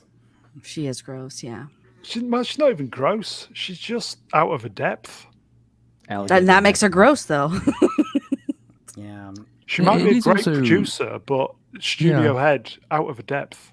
It's also worth pointing out that you can overstate the amount of damage that she's done because Kathleen Kennedy's existence can't account for the fact that the rest of Disney fails in much the same way. It can't account for the fact that Warner isn't doing particularly well at the moment, that its own films disappoint in very similar ways as well. That there's a general problem with a lack of talent at the top. That there are certain unique characteristics to the way that Kathleen Kennedy operates things. For example, cycling through 15 directors per film and then canceling it at the last minute. That's a fairly unique Kathleen Kennedy thing, I think. But it's not just a problem that will go away with her because she's not responsible for the problems elsewhere. They'll replace her with somebody else. Odds are that person won't do very much of a better job either. But hold on. Did you just say a woman not being able to make up her mind is a Kathleen Kennedy problem? Come on. Okay. Shall we move on? I hope we're moving on. Please, let's move on. You should know. No. Nerdotic. Okay, we've got rid of the indie stuff. Nerdrotic posted this. The Brits have never got over us losing the American colonies. I probably said that wrong. Their revenge has been slow and methodical. Again, you guys in America, you like to think that you got rid of us, but that was all part of the grander plan. I know, I am friends with you guys. It's weird. It is true. Friends close, enemies closer. I see your long game now. Movie Cynic, are you available to read a super chat, please? Yeah, Jonathan Frost for 20 American dollars. Anyone else feel like there's a recursive loop between what Gary and Doomcock say and bounding into comics stories? It's like they reference one another back and forth. Yeah. I thought they're just the same person at this person. Everybody does that. Right. Yeah, it's one person making a shit ton of money. Yeah. Exactly. 3 personalities. Yeah. Do you think Waller-Bridge is going to survive Hollywood long? Well, she's got Tomb Raider going on to Tomb coming Raider, up. yeah. Yeah, where she said she's going to remove her breasts because when you're crawling through crevices and caves, like big boobs get in the way.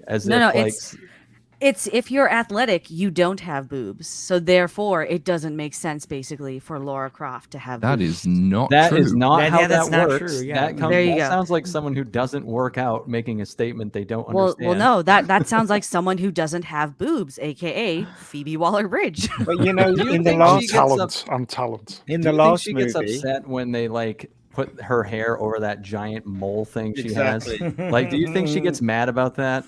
What think is she this does. mole you keep referencing? No, it's I not. I It's haven't seen it's a it. birthmark. Yeah, you know why you haven't seen it? Molly, Because Molly, she put her Molly, fucking hair Molly. over it. Molly. In the last Tomb Raider film, the girl that they cast didn't have big boobs, did she? So Yeah, but Alicia Vikander is like when she Fit. does action, she can do it Yeah, well. she Like can she do it, carries yeah. her own, right? Yeah, So it didn't yeah. really matter that she had a more, physical physique. Yeah. And she's hot. She's so hot. And she's Fit, hot, yeah. yes. Lord, do you want to have a second go at pronouncing? I'll just double down on Kateris Pyrobuses for $9.99. Oh, nice. Studios treat film/IPs as deployment projects now. They run them like McKinsey clients, not art. Find project, hire teams, spit out results. That mentality has settled into all the content houses. What's, for the uninitiated, me mainly, McKinsey clients. McKinsey's a big consulting firm, isn't it? It's where Pete Buttigieg used to work at McKinsey before he went and decided to ruin American transport. Yes. It's I guess that they probably that probably is true. I mean, the corporatization of the studios is what basically ensures that no one who is vaguely heterodox as a thinker ever gets a look in, and that's why so many of these films look exactly the same, because there's no one being hired who thinks differently, and then there's no story difference really between it. It's why the multiverse, one film comes out, does a multiverse and makes some money in Spider-Man No Way Home. Everyone is at it now. Every single thing, Daredevil, what's the who's the guy they're bringing back Hugh Jackman for? Spider-Man, Wolverine. Deadpool. That's the one. Who was a D in there somewhere. That apparently is going to do time travel and or multiverse. The Flash has done it. Obviously, Spider-Man has done it. Indiana Jones has done it. We'll see it again and again and again. Fucking Spider-Verse did it. Everyone's doing it because one of these things made money, and so they think that this is a really good idea. It's also a really cheap way of mass producing content, which is basically smashing action figures together. So yeah, the corporatization of the major studio, particularly in decision making, ensures that no writer with a good idea will ever be hired, because they don't think in the same way that the corporate culture wants them to. So you get the same film churned out again and again and again, and eventually they will all lose money like these ones are doing, and something will have to change. But we are not at that period yet. We've probably got a good few years before we hit that realization. Okay, folks. Black lives are black votes. I hate multiverses. You hate multiverses as well, don't you, Lord? I despise them. Yeah. Yeah, if they would do them right, they would be cool, but they don't do them right. It's one of those things, because limitations are incredibly important if you're writing anything, if you're making anything. It's why, the older Indiana Jones films, not to beat the dead horse too much, but they are all so much more alive because they didn't have the same access to technology and they didn't have the same infinite money pool to burn. No one was really looking forward to Raiders when it was first announced. It was a surprise success, but the limitations mean that you have to do new, fun, and innovative things, and you have to find character, and you have to make sure that writing makes sense, because you can't just fall back on visuals. Multiverses are limitless propositions, so even if you can theoretically do them right, the impulse when people use these things is really just, we can have anything, everything we want. Let's have this guy fight this guy. Let's bring this person into this story. Let's do this. Like none of this is a story. This is just, again, it's action figures. So yeah, it's not that they are innately doomed to failure. It's just that the reasons multiverses are chosen to anchor stories are always the wrong ones, because the people are doing it out of laziness, not out of innovation. Okay, folks. Fiona M for $2. Thursday, 7 mil was not counted in Friday's 24 mil. Yes, it was. It was. Fight, I'm sorry. Fight. It just was. Fight, I don't. If you're using Box Office Mojo for your info, I think you're just misreading the information. It was counted into the figure. Irrespective, it's made fuck all. Yeah. Either way, but I'm just saying, like that. They didn't break that norm for this movie only that they've been doing for like 10 years now. Like that's how that number is.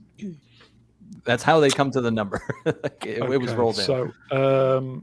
Okay, back to the slide. So, Waller Bridge. All three of these people. Yeah, Waller Bridge. She's going to be destroying Tomb Raider. We've just got Corden back, haven't we? Why? You Why guys. we got him Yeah, back? just keep him over there. I He don't like him misses his at family all. or something. Oh, yes, of course. That, and he's not very talented. At all. Lord, when do you think we're going to be getting Prince Harry back? Oh, I hope never. Oh, I hope It's going to any happen. day now. It's going to happen, though, isn't it? Any They're day going to now. get divorced. Yeah. You can see it coming. Fingers crossed. Every single one of their big media contracts is basically not being renewed or is being cancelled. No one in Hollywood that they wanted to make their friends actually likes them, and the amount of briefing that's coming out from private sources, like one Spotify executive, unnamed but nevertheless I think confirmed executive, said that they're basically lazy and talentless, and that's the impression lots of people have got of them. So once the money dries up and he stops being an asset because of the name and the brand recognition to Meghan Markle, then she will probably move on to someone who can further her career interests more effectively than this sad sap of a ginger. But she didn't know who he was before she met him. Well, a man who had it all and lost it.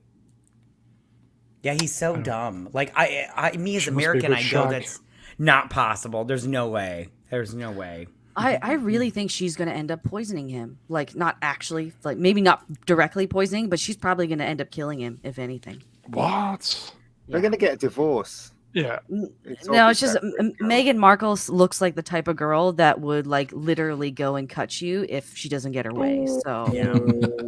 I wouldn't put it above her to, somehow, Prince Harry accidentally got into a car accident. He accidentally drowned at the beach. On that bombshell, I think we'll move on. Okay. Oh, we're moving on. Please, we're moving on. Oh, we are. Yes. Okay. We are just by having 6 people on the panel. By the way, we've probably got a higher viewership than Secret Invasion itself has. So true. I will just say thank you to Screen Rants for allowing me to steal your graphic without you knowing. So, Secret Invasion premiere viewing figures revealed, and they're some of the worst MCUs. Is it the same thing where they all the women tell him off and stuff like that? Tell off what's his name, Nick Fury and all that crap. Okay, so is it? Are we going to start at the top or bottom, folks? Who likes the bottom? I like the bottom. Lord? Bottom? Yeah, Lord likes the bottom. Most of these, a few of them I actually haven't seen. I have not seen Ms. Marvel because I like to go outside and do things. And I haven't seen What If because I don't care about that kind of thing. You didn't miss much. I've seen the rest of them. No, I haven't seen Moon Knight again because I don't give a shit. Okay, so these are these are actually viewing clicks. So Miss Marvel, was that 775? Yes. And it sucked. Anybody seen? Oh, okay. I was going to say it sucked. It was awful. It was awful. It was awful. It was awful. Listen, it's a shitty comic book. It's a shitty character. It was a shitty show. Okay, that's just the shitty show, folks. Yeah, the actress that plays her though is very charming, and I like her as a person. But the show was just terrible, absolutely terrible. Anybody watching Secret Invasion? Yes, I am. Yes. No. I will. Lucky. Is it? No, dog shit. Is it? Oh, it's bad. I watched the second episode 4 hours ago now, and I don't remember it at all. Oh, it's so boring. I'm trying, like, every time I watch it, like, it's only 2 episodes, but both episodes, it took me like 2 hours to watch both episodes because I had to stop it and then come back to it because like this sucks. I was like, I don't understand why they would make this show and not try to recopy the comic books. It's so stupid. The second episode is just literally like, let's give all the black characters of the MCU screen time, and we'll do it in the most stereotypical black ways possible. It's I've just realized I can go full screen so I can actually read it. Okay. That was 994,000. 999. Okay, so Marvel's What If 1 million. Anybody watch that? I think I watched the first episode. That was enough for me. With the Peggy Carter. Yeah.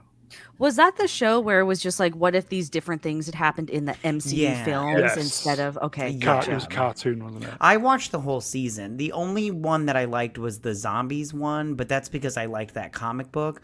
But the rest of them are just shit. It's a bad show. It's not a bad show. It's a good concept. The comic books, the What If comic books are fantastic. I wish they would have, again, if they go back to the comic books and they just try to recreate these comic books or even capture the spirit of them, it would be great. But they don't even try. They're so lazy. And it just turns out to be bad. It's just bad. Okay, so it's dog shit then. It is bad. So entertainingly, I think my first She-Hulk video has as many views as the first episode of She-Hulk. It's on like 1.3 million at the moment. It is. Yeah, it's basically that. Well, you deserved it. They didn't deserve it. This is a genuine surprise. I thought She-Hulk could be at the top somewhere because I really liked She-Hulk in a perverse, twisted, this is absolute dog shit type of way, and I'm going to embrace it for what it is. I quite liked it.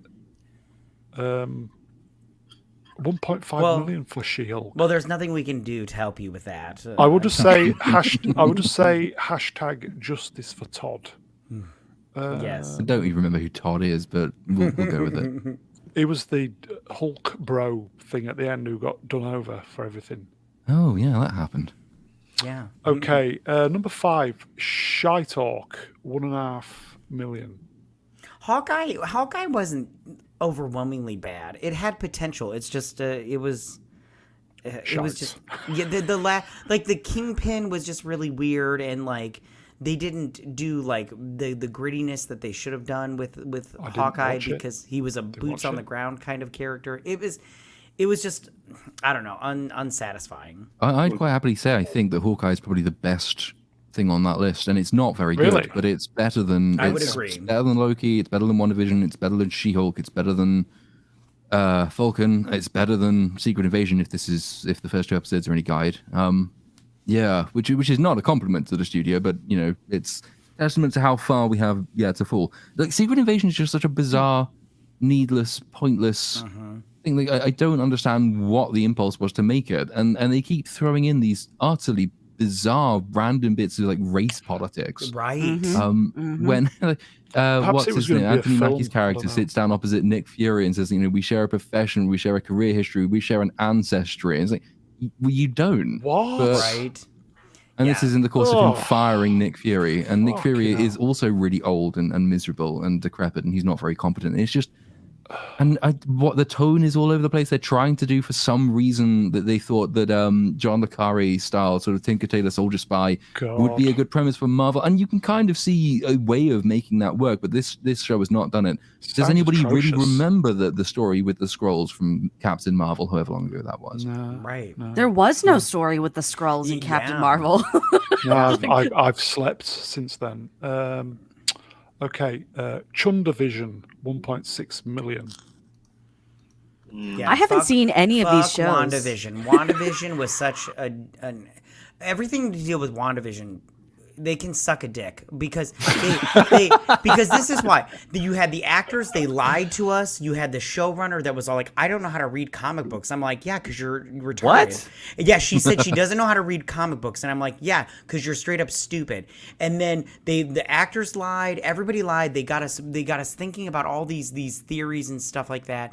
And then people in the show lied about it, and then so you're thinking one thing's gonna happen, and then they subvert expectations, and nothing. Yeah, and it was I hate WandaVision, so I mean WandaVision can blow me for all I care. Like episode 1 I didn't mind though, wasn't it? Yeah, I was gonna say I think everybody was genuine. It was very bad. Yes. I think people were ready to embrace WandaVision after episode 1 because we thought, okay. She did a lot of bad things. She actually locked people in their houses for weeks on end and kids and everything. And then they hail her as a hero at the end. And you're like, what? These people will never know what you sacrificed for them. Question. You almost sacrificed them, if anything. Question.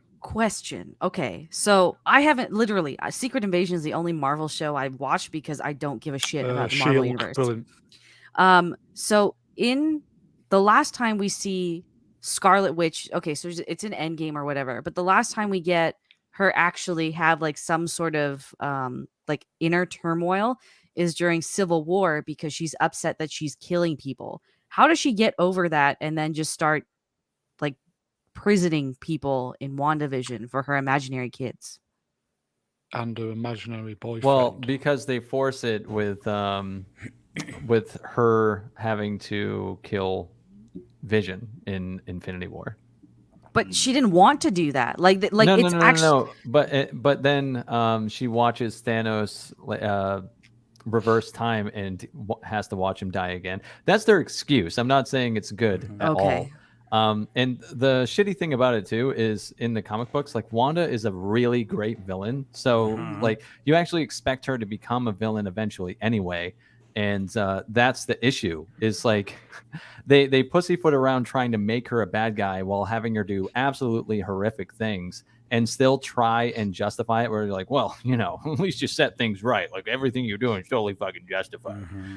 It's horrible writing. So and my huge issue with WandaVision 2 wasn't just everything that we already said we dislike about it, because I'm in agreement there, but also just the rug pull on the audience with like the cock tease of having the whole Ralph Bonner situation. Yeah. Where you're like, oh, cool. Like they're bringing in the X-Men. And then the next episode, they're like, psych, just kidding, you retards. And I hated that. I've never forgiven this show ever since. Yeah. Okay. Number 3 at 1.8 million, Falcon and the Winter Soldier. Terrible. Yeah, terrible. Absolutely awful. Terrible show. Yeah. Well, you need to do better then. You need to do better, Senator. The beginning bit was really first good. 15 minutes was fantastic, and I thought, you know, here we go. This is going to be good, and then down the shitter. Yeah, it was. These terrorists blowing people up are just misunderstood. You're actually awful. Oh, that's You're where actually the bad guy. That's where we was introduced to Freckle Jesus. Freckle face, yeah. Freckle face woman. I will say Anthony Mackie, great character, great actor. Just I was wasted. going to say, I don't like the way he plays Falcon at all. No? I think it's so corny. Yeah, I kind of like him as before. Yeah, I he's like endearing, charming, and he's a good actor. Yeah, I think he's a good actor. I just don't like how he plays the character. It's a shit he's being served to read. Well, in the show it was terrible, but in the actual Captain America movies, he was absolutely. He was quite good, I thought. Okay, Moonshite, 1.8 million. Ugh. I really thought this was going to be the Sailor Moon show because there's Moonlit Night and Sailor Moon, and Disney temporarily had the rights to Sailor Moon at some point in time. So, and then I saw what it was, and I was like, oh, I don't need to watch this. Never mind. Yeah, it's bad. Here you go, folks. Loki. This was the first show, right? Yeah, it wasn't second. Wasn't even the real Loki, was it? That's the woman. 2.5 million.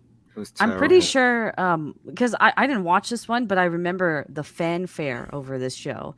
And every time it came up on the internet or on forums, all it was talking about how chicks really want to bone Tom Hiddleston. Or kick him in the bollocks. Yeah. So I just, was this actually, were people watching it because it was Marvel or because they wanted something to masturbate to later? Yeah, it's Tom Hiddleston. The latter. Yeah, he's got it on it. I mean, Loki's a fun character.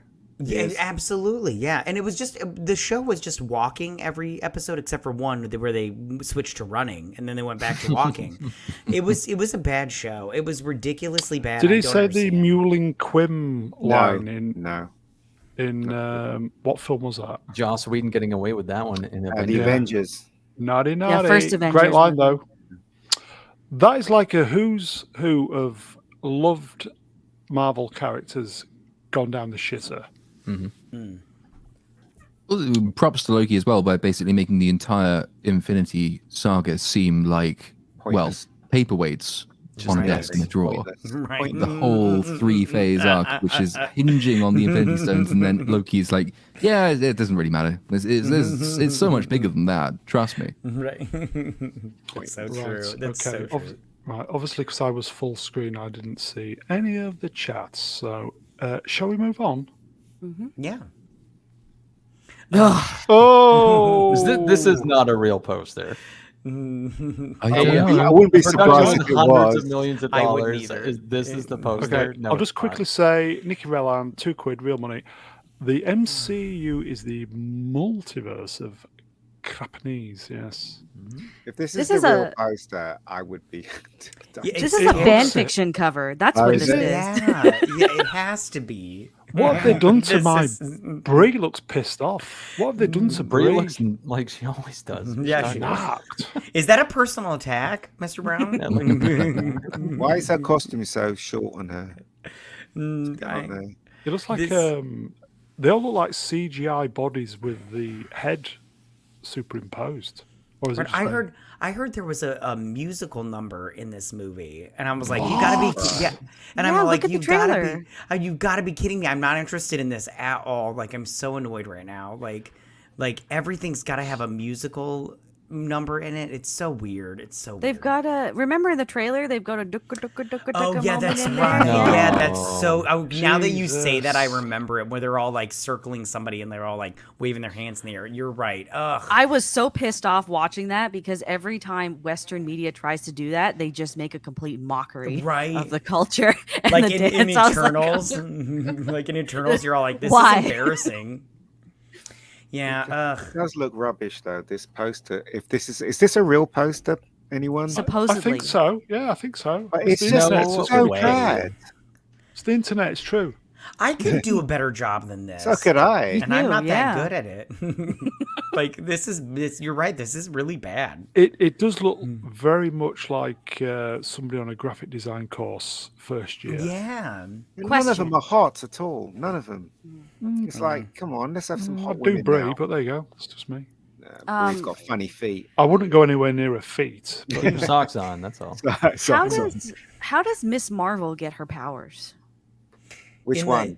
The middle one. by Oh, committee, probably. Well, I are you don't talking know. about the comic books or in the she's TV a show? mutant. Either Yeah. or. Like, okay, for the sake of this movie, how does she get her Okay. powers? Does she have to, She's a mutant in the Yeah, she's a MCU. mutant. does she Yeah. have to tick a few boxes first? Yeah, well, there's that, yes. But she's a mutant, and then she puts on this bangle, and then all of a sudden she like goes into this different realm, and you're like, oh, that's how she get her powers. But no, she's a mutant. It's in her DNA. Okay, so then my second question is the outfit, okay? Is that something that she has designed herself, or does it? No, her mother made it for her in the Oh, show. Okay. well, that explains a lot then, doesn't it? Then my third comment is, why the fuck would you want to fight in a Punjab? Exactly. It's Because- so limiting. Because representation, you know, you need to see Representation. you need to see yourself. no, on but like screen. honestly, when you wear one of those, you don't have a whole lot of movement. Like especially in your upper body, it's very restricted because none of this is it's all fitted materials. So I don't understand how anyone is fighting in that. It doesn't make sense. She is. Of course it doesn't. It's modern Marvel. Here you go, Doc Glock.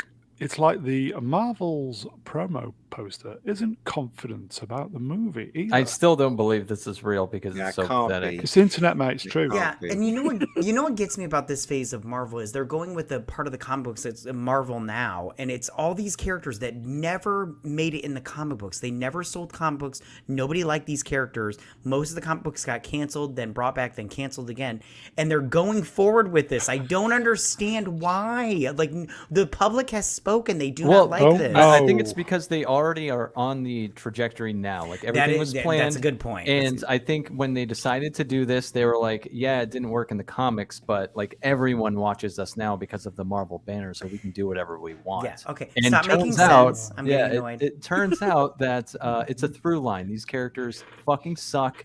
No one likes them. If you write them the exact same way, it's still going to suck. I like and now they're Brie. reaping the rewards, which is no money. Brie. Well, let's get over this. How can you like Brie? She's kind of insufferable, like in real life. Like, I mean, she's okay I looks can wise, think but of more people who are more She insufferable. definitely walks around Least- with like 5 chips on her shoulder. Well, yeah, at least she's something pretty reasonable to look at, if you know what I mean. Yeah. maybe. But I mean, As I said, I won't go anywhere near the feet, but you know, Wait, what's wrong with her feet? I don't have you know. not She does seen have pictures weird of her feet. feet? I'm looking it up right now because I need to know Yeah, She's now. got I ugly need to know as feet. well. Okay, She's hold got two on. toes that are longer than the rest of them. It's like this weird thing where everyone makes fun of Megan Fox's thumbs. Oh my god, her thumbs freak me out. Oh my goodness. So Here you go, folks. R2. Brie is a miserable person. It's probably what I like her then. you're right. Oh. Can I say Brie Larson's feet are freaking me out also? They are ugly as shit. Oh my Yeah. goodness. Those They are ugly feet. gross. Do They look like little sausages, but like gross Vienna sausages. Ew, I'm so grossed out right now. Yeah, but They there's kind of two look. toes. The Yeah. two Oh my toes are God. longer than the rest of them. There's I two You know when toes. you Look at her Crazy. toenails. Ew, I I'm know. grossed out right now. This is Um, gross. I you know- wish you hadn't have told me about this. There you go, uninspired Bad reviewer. news. As I said, everybody, get him on your channel. He's great, uninspired reviewer. She is a talented actress. Yeah, I think so as well. She Yeah, used but to be until she I started mean, this rubbish. Yes, agreed. yeah, and anything but this. I do like her, and I even liked her in that. What was that unicorn picture? Oh, I whatever that- hated that film. Oh, I That liked film was it, but- I but- rubbish. hated her in she- Scott Pilgrim, but there you go. Oh, She I was liked her. great in this I car liked her. commercial I saw recently. Oh, really? The car commercial. I do think she's got the shit end of the stick with this. A little.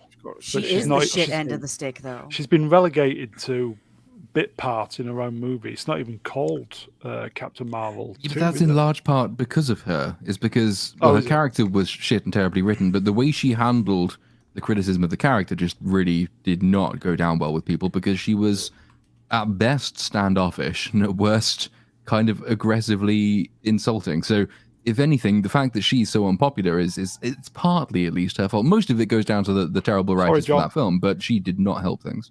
Yeah, I did hear that Nina DaCosta, the director of this movie, that she did like the woman that plays Monica Rambeau, I can't remember her name, that she liked her cares? better, so she tried to give her more of a gosh, I can't think of the Bigger right role? word. Yeah, bigger role. Thank you for this movie I'd love to give her over a Brie bigger role, Larson. Brie. Yeah, you Well, would. Brie nobody liked the last one, did they? I mean, No. everybody knew the last one wasn't very good. So, and Just then average. at what best. she Yeah, said it's really mid that at pissed best. off all the fans, wasn't it? So, Yeah, like I said, she's just an unlikable person in real life. Maybe misunderstood. Much like Yeah. me. Shall we move on? Yeah. Sure. there's a picture of her feet coming. Oh, a picture of her feet Yeah, coming. don't do it. Don't do it. Okay, John Z. I hope you can see this, mate. He's Sorry. playing the Red Hulk, isn't he? Oh no! Captain America: Brave New World no. as wrapped filming. Can't wait for the phoned-in performance for this one from Harrison. It's gonna be Right. great. Hold Yeah, on. but he's Okay. playing the Red Hulk, isn't he? He Yeah, so is. that's supposed to be an exciting character. So Mm. this is not going to work. Question. Okay. Question. Or rather theory, okay? Indiana Jones 5. Why did Harrison Ford sign on to that movie?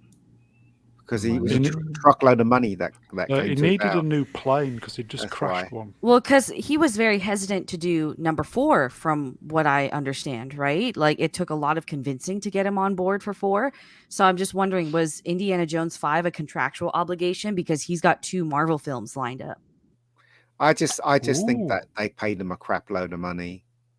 Because he always says that he cares about the Indiana Jones character, but if you cared, you read that script, you wouldn't do it. But I Well, that- reckon- I Right. reckon That's they why paid I him a crap wonder, load of is it money. a contractual obligation? And they were just like, hey, we need another No. Indiana Yo. Jones film. They gave him a True God. shitload of money. That's Yeah, why he did $20 it. million payday. Yes, Wow. I'm saying he's not going to turn that Wow. down, is he? You'd be stupid to turn that down. Mhm. I couldn't, he's probably thinking I couldn't care less what they think of the movie as long as I get that money. What was that? Get How that much money does bag, he boy. need? How much Yeah. money does he need, though? I You don't can get know, to the but, best of all the care homes. So Yeah, exactly. Exactly. But I don't know. I used to have a lot of respect for Harrison Ford before he starred in that stupid Star Wars movies. But I just think he's just sold his Complicit. soul. Yeah, That's what I reckon. he's sold out. Yeah, That's a Complicit. shame. it is. Yo, who wants to he- bet that his character in this is going to be old, grumpy, Yeah. miserable, Hmm. and sort of sardonic occasionally? Because that's the only role he seems to play these days. Yeah, But he's he's playing taken William Hurt's over- character. Yeah, is it William Hurt's character? Yeah, Oh, General okay. Ross. Yeah. Yes. Yeah, he's taking over that role. Oh. So this is another fine example of like actors that are just slaves to studios, because just like Mads Mikkelsen, Harrison has now starred in Disney productions for all their major IPs: Star Wars, Marvel, and now Indy. Yes. And I love how they can recast Hurt's character, but they can't recast T'Challa. You know. Well, whatever. T'Challa's black. Let's just be based about it here. So he's irreplaceable. Here you go, folks. Amelia Odelia. Harrison is a 50% tax bracket, so only gets to keep half the money. And This he is lives true. I in mean, he's left with a California. paltry $10 million after he's done it. It's not $10 enough for million anyone to live for on. like what 90% of his things when he has to move is probably a stunt man. So Right. So Although okay, I do agree it's complete bullshit and that he should get basically all of that money, but that's just because I don't think taxing anybody at 50% is morally justifiable. But It's a bit it's bad, isn't it? not to say that he's does a particularly good job. why did they recast William Hurt? because he he died. died. Because he died. He died? Yeah, he died. Yeah. When did that happen? Rest in peace, William Hurt. R.I.P. Like, wasn't it like Calculon. 6 or 7 months ago? he died a while ago. Was it a Holy while shit. I think it was like a year ago. Oh. He's a good actor. Was a good actor. Oh, Was. Yeah, I prostate enjoyed him. cancer. Oh. He's been in a lot of good stuff. William Hurt. It's Oh, one of yeah. those They didn't actors just that- digitally recreate him like they do with dear. everybody else. Sorry, Yeah. chat moved up. Here you go. Uninspired reviewer. Oh my God, Vex. I'm sorry. Black Alan Lives or Arkin Black. died, didn't he? Alan Arkin. He died recently. Yes, he did. Rest Yes. in peace, Hertulon. Oh, very good. R2, rest in peace, Hertulon. Very, they're all doing it. Rest in peace, Hertulon. Cheers, Andy. Rest in peace, Calculon. Cheers, mate. Hold on. Yeah, Vex, he died. Yeah. That's a shame. I like he's a good actor. Oh, he's that's- great. He yeah. was. Very good. But they chose an even older guy then to replace him.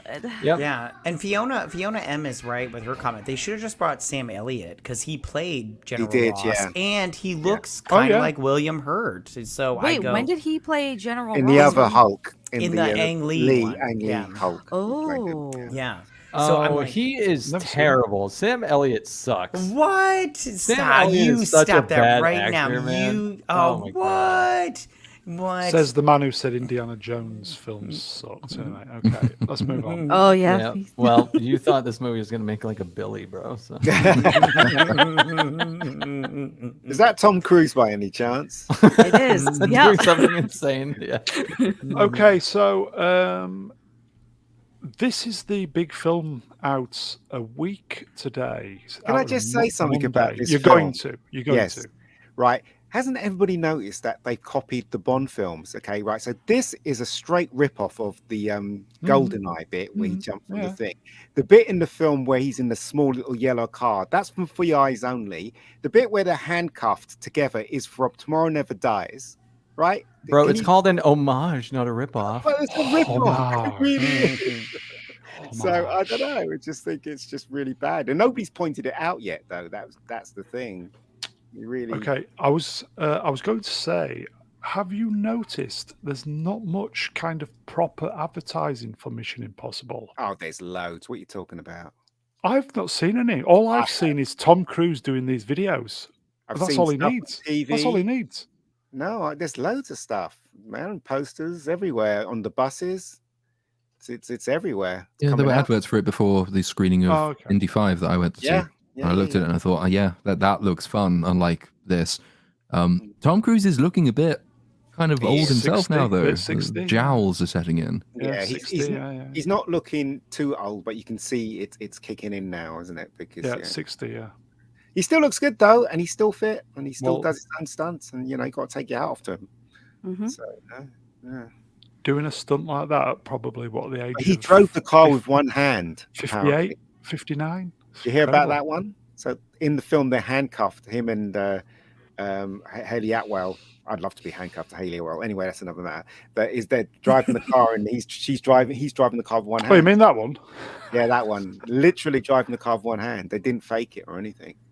That's crazy, right? You go, Iceman, Haley Atwell is all the advertising I need. Yeah, guys. man. She's gorgeous, isn't she? Oh. She is. She's very cute. Okay, I think this person has seen the movie. It says MI is definitely the movie of the year with impeccable action scenes that border on perfection, a franchise in an infinite crescent where each movie gets better and better.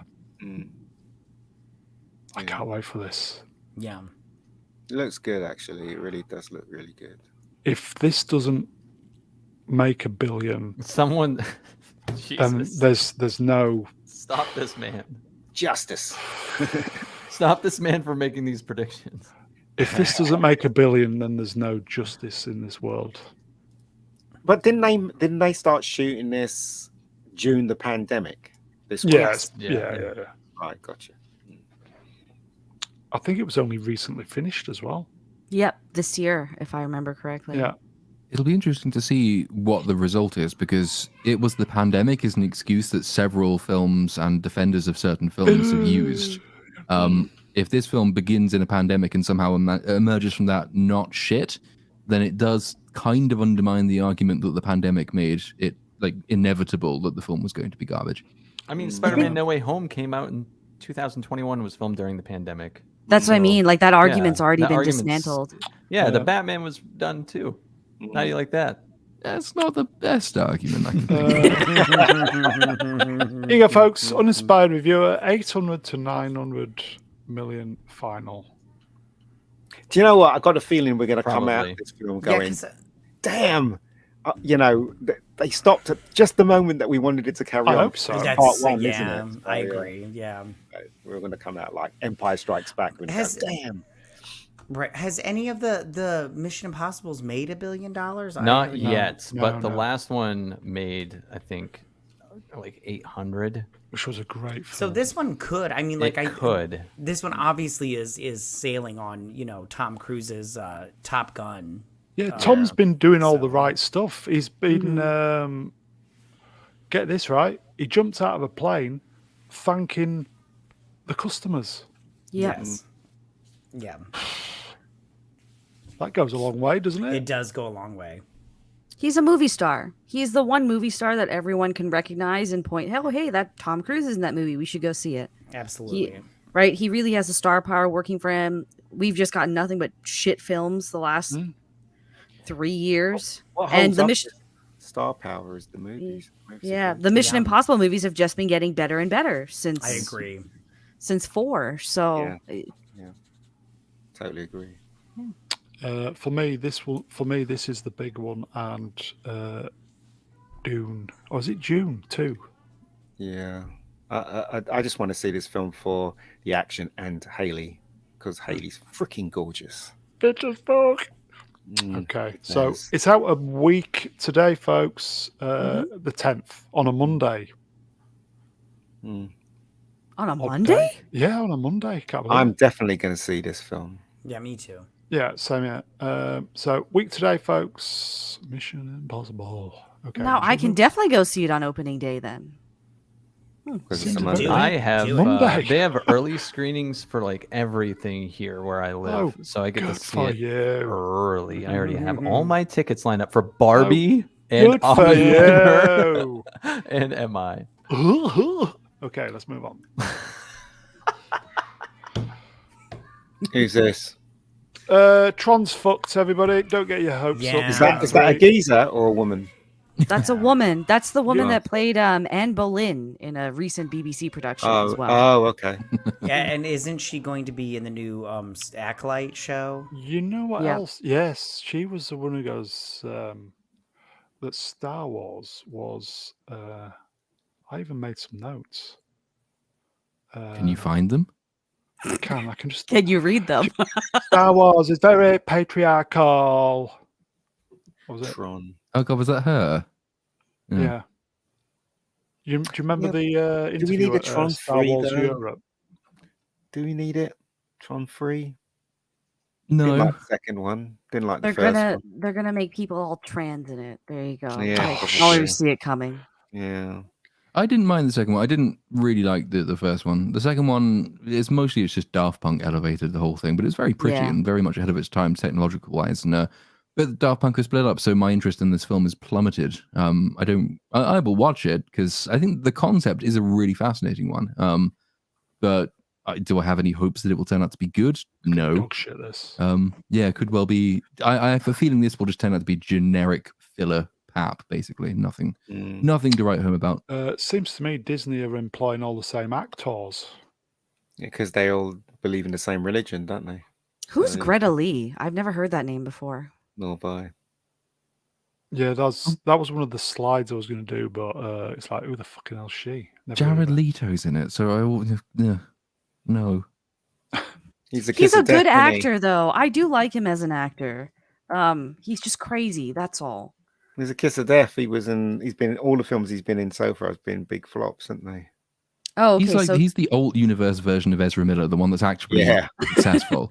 Yeah. Ezra tries to start cults in Icelandic Airbnbs, but Jared Leto actually has a cult on an island. So Tom Abuela, LP, complains about the fall of the studios, but at least they used to tell their stars not to complain about anything when promoting a project. They didn't used to need be to under tell them contract, that. didn't they? Yeah, Do you there's remember? Yeah, non-disparagement clauses are always part of contracts, but my impression was always that in that era, you didn't really need to tell an actor not to start bitching at the audience or bitching about the production process or calling various people you work with all kinds of names because it just wasn't the done thing. People were professional back then. Or the now customers racists. Here you go, side effect. Tron's lives matter. Smilex. Rest in peace, Tronulon. I don't think this film's going to do anything. As I said, I think the whole idea of the Tron, the Tron thing is dead. You get a few people going to see it, but it's not really going to make a lot of money. It's a bad idea making a third. It is. Tron is shit. Disney must be off their tits if they're turning to Tron. But it was always much more of a production show than it was really a film. I mean, you know, the first Tron was groundbreaking in the technology that it used, and conceptually as well. You know, this dawn of the digital era and trying to turn that into the premise for a story was quite innovative. I think, as with all technological showcases, it doesn't really work in practice. But I like the spirit and the idea that went into it. And I like the inspiration that they took.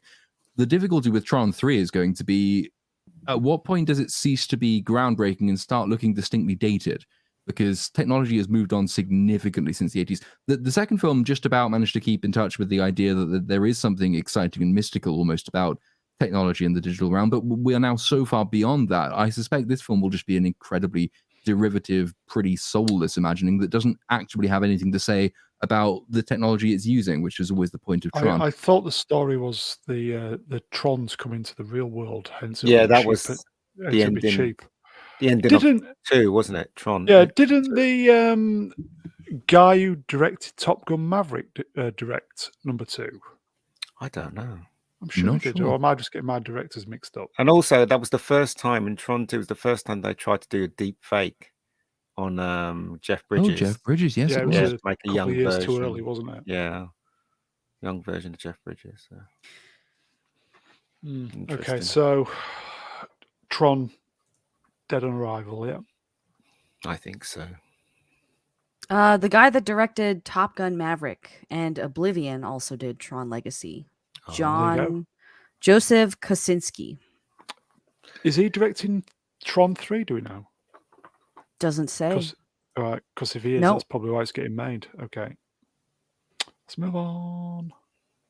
Oh, what a great actor. Mm-hmm. Great. The first time I saw him was Freebie and the Bean, which is one of the very first cop movies. Alan Arkin, everybody, passed away at the age of 89. That was this week, wasn't it? Yeah. Mm-hmm. Did he pass away peacefully? Do we know, or was it sickness? He's don't know. I don't know either. I just hope it's peaceful. That's all. It's sad when you hear that they die of something. He was on that the Titan submarine. Oh my god. Oh, that's a horrible thing to say. The man has just passed. Fuck's sake. But That's a yellow card for you. seriously though, this Yellow guy's card, mate. I don't want pussy natural. ball. What does that mean? Yellow card means you've just been warned. Oh, that's what it means. It's a football thing. Yeah, it's football. Real football. It's real sport. You wouldn't understand. You wouldn't understand real sports.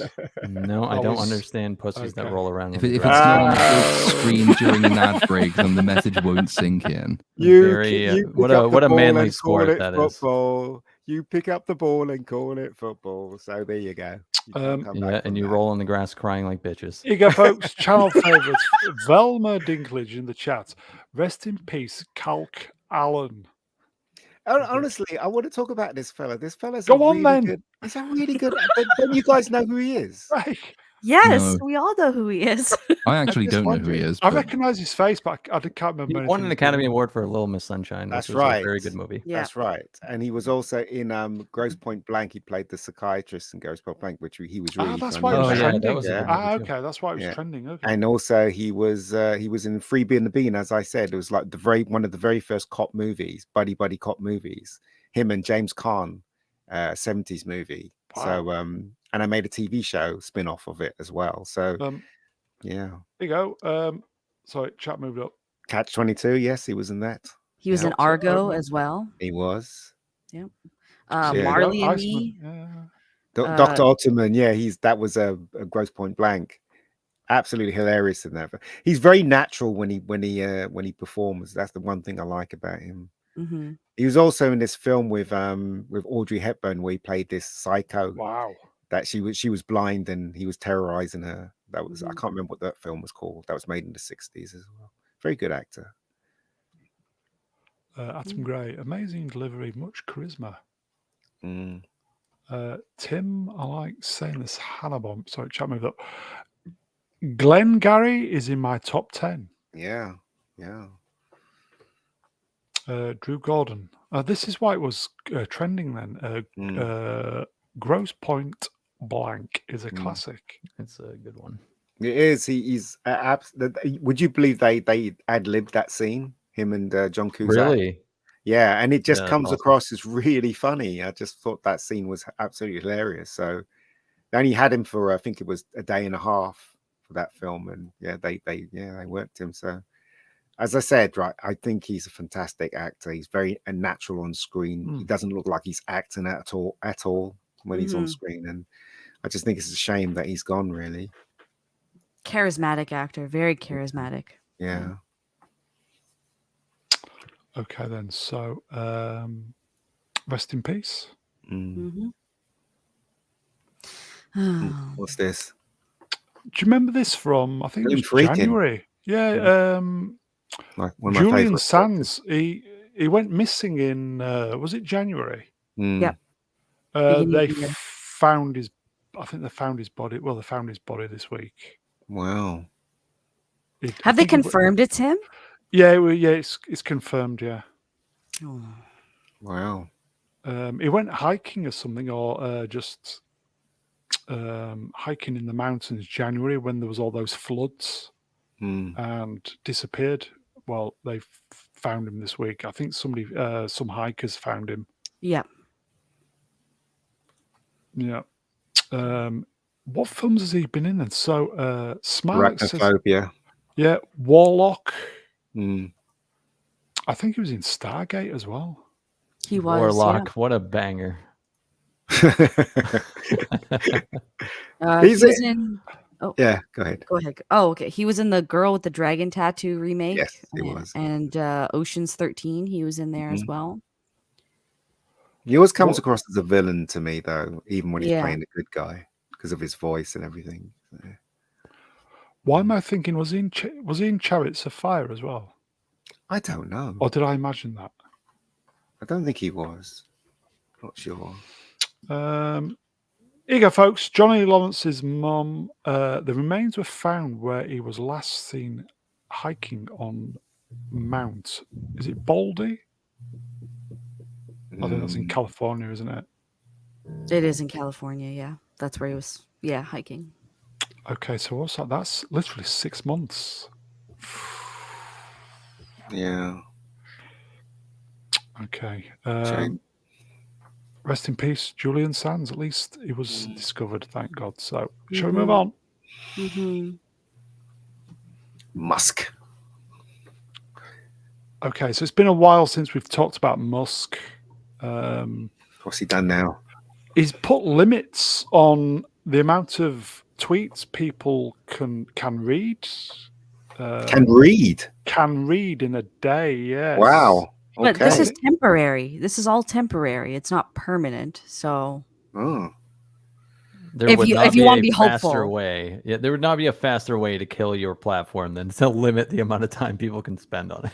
Yeah. He calls it data scraping. Yeah, data scraping, as far as I understand, is the practice that it can be automated. It can be malign actors essentially go through compiling everything you say on Twitter, everything you've said, everything you've liked, everything you've retweeted, all of that, and effectively compile the data, which can be used for various ill-purposed ends. It can be used to identify you. The data can be sold to other people. You know, in theory, at least, it can give away private information about you that effectively algorithmically they've deduced from your activity. And because there has been no limit on the number of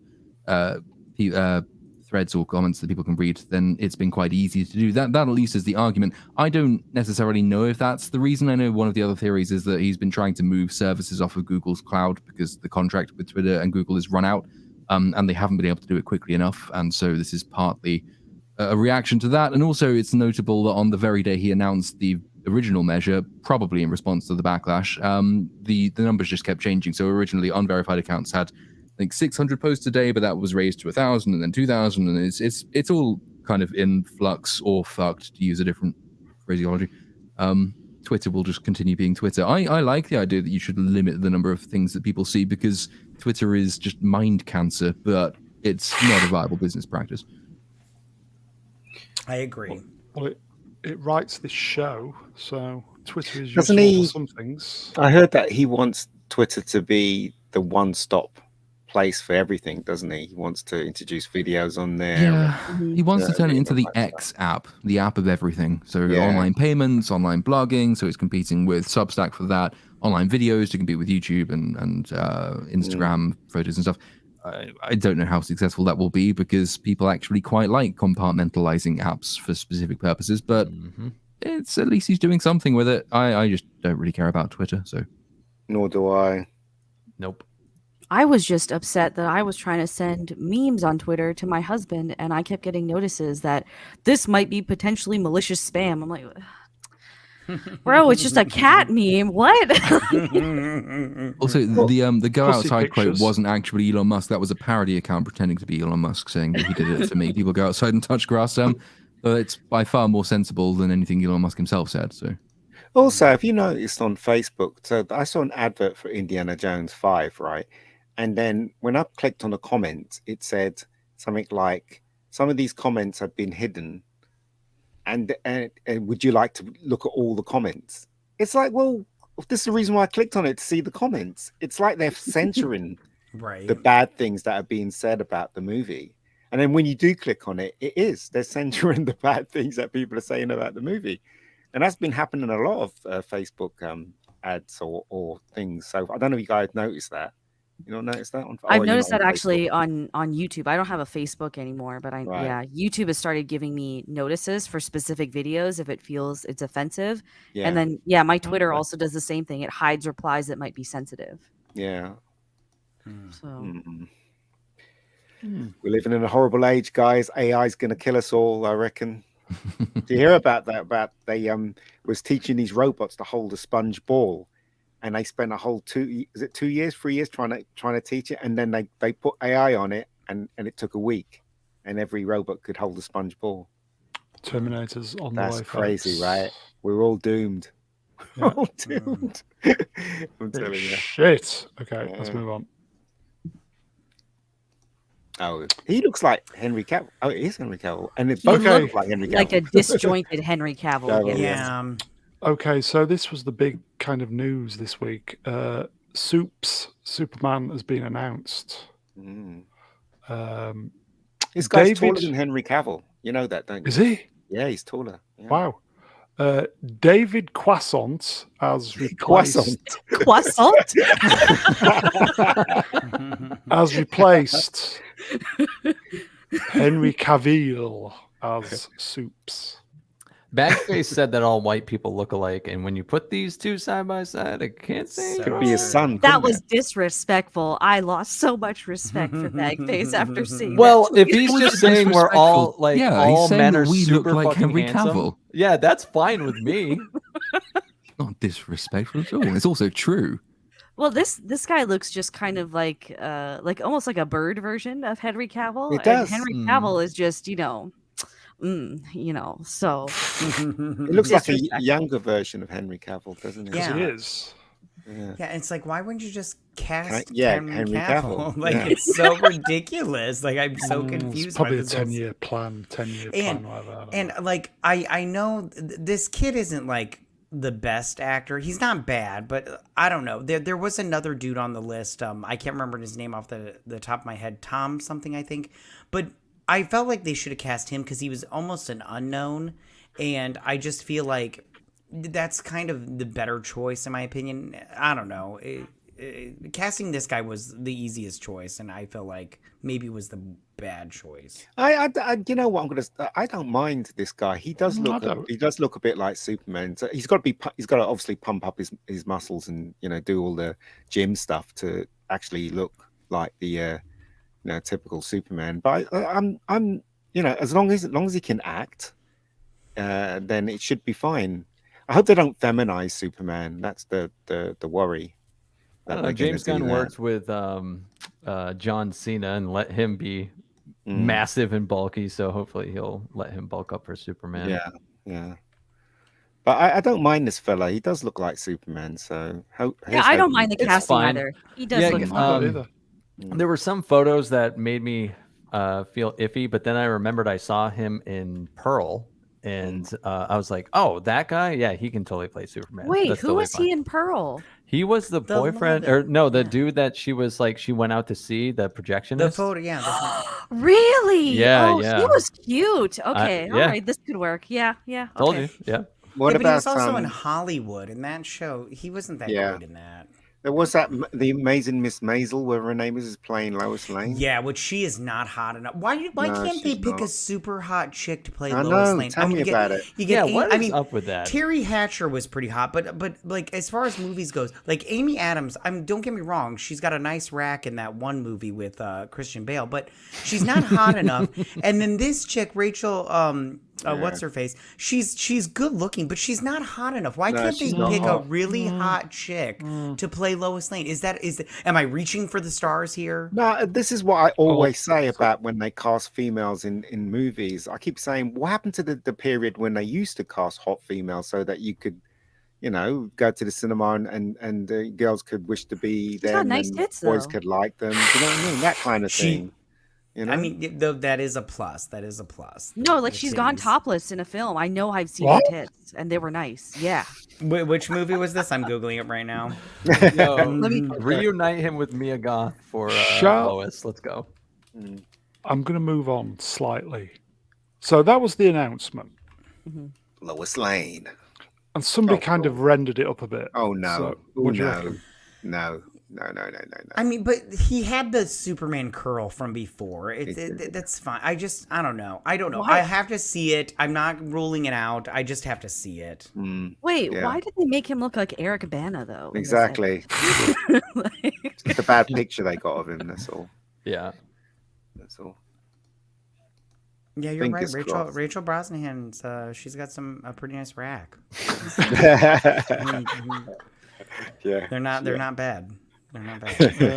as soon as I saw her face, I could picture her tits. Like I knew I had seen her topless somewhere. I'm not lying. I'm looking at them Damn. right now. They're pretty good. They're Memorized. pretty good. She's got a bit of a long nose, isn't she? Yeah, What's she's the just film, not- Matt? It looks like it's on Mrs. Maisel, that TV show. Boobs. Hell. That TV show. Yeah. I just she's just not like she's not ugly, but she's just, I don't know. Every time I think of Lois Lane, I just think of a really, really hot chick. Yeah. And this is not the person I would pick for it. Okay, we'll move on then. Yeah, just she's got a long face, isn't she? That's the I thing. don't know, I quite like her. But we'll see. She might look really hot when she's all done up, her hair and everything. For what they put her sure. in and stuff. And You never know. they said it, I believe it was in this article. Yeah, it was in this article. They said that they did have all the Supermen dress up as Superman, and they had the Lois Lanes in makeup, in full makeup and everything. So I mean, you know. Here you go, folks. Robert Amaya Burnett, Viceroy of Latitude. I wholeheartedly approve. Best Lois ever. Rubbish. Ever? I Rubbish. don't agree with that. Yeah, nor do I. I But mean, we'll Terry see. Terry Hatcher already beats her. I'm sorry. Terry Hatcher is super hot, and I love her Lois Lane. So Terry Hatcher? She's What? so great. Did you watch The Adventures of Superman from the 90s? I've seen like pictures of her when she was young, and I think she was in a James Bond film too in the 90s, Yeah, she wasn't was. she? Yeah. Well, She was not an attractive woman. What? Terry Hatcher? What? Yes, I'm gonna Terry Google Hatcher. this. Wait a minute. She is hot. What are you talking? The Especially in woman that has a show. horse face. She looks like a You goddamn Brute. you are incorrect. Now listen. As my mother would say, listen. Whoa, You're whoa, talking whoa. nonsense. You don't know what you're talking about. So put that in your pipe and smoke it. Terry Hatcher in the 90s. Yeah, she was so hot. It was hot. Yeah. Yeah. And that housewife thing that she was in as well. That TV. Yeah. She's even so though she was a hot. woman of age, she still looked. Even hot, now, I'd give Woman it to of her. age. she was a woman of age, mate. She was lovely. Here you go. Black lives or black votes. Kick Vex. Yeah, kick her. Right in the ovaries. I don't know. She might make a good Lois. Right in the baby maker. Jesus. Because Lois Lane has that kind of like go-getter attitude too. She Yeah. might play it really well. You never know. Yeah, Well- she's a good actress. I'm not going to Listen. deny that. So she could really do a good job. And both of these two could. And if Jay- they do a good job, I will praise them up and down. Yeah. Jay yeah. Goodwin says they're real and they're spectacular. I'm in. Yeah, and I do like James Gunn as a writer and stuff. So if he does a good job, then like I said, I will praise him up and down, and I will.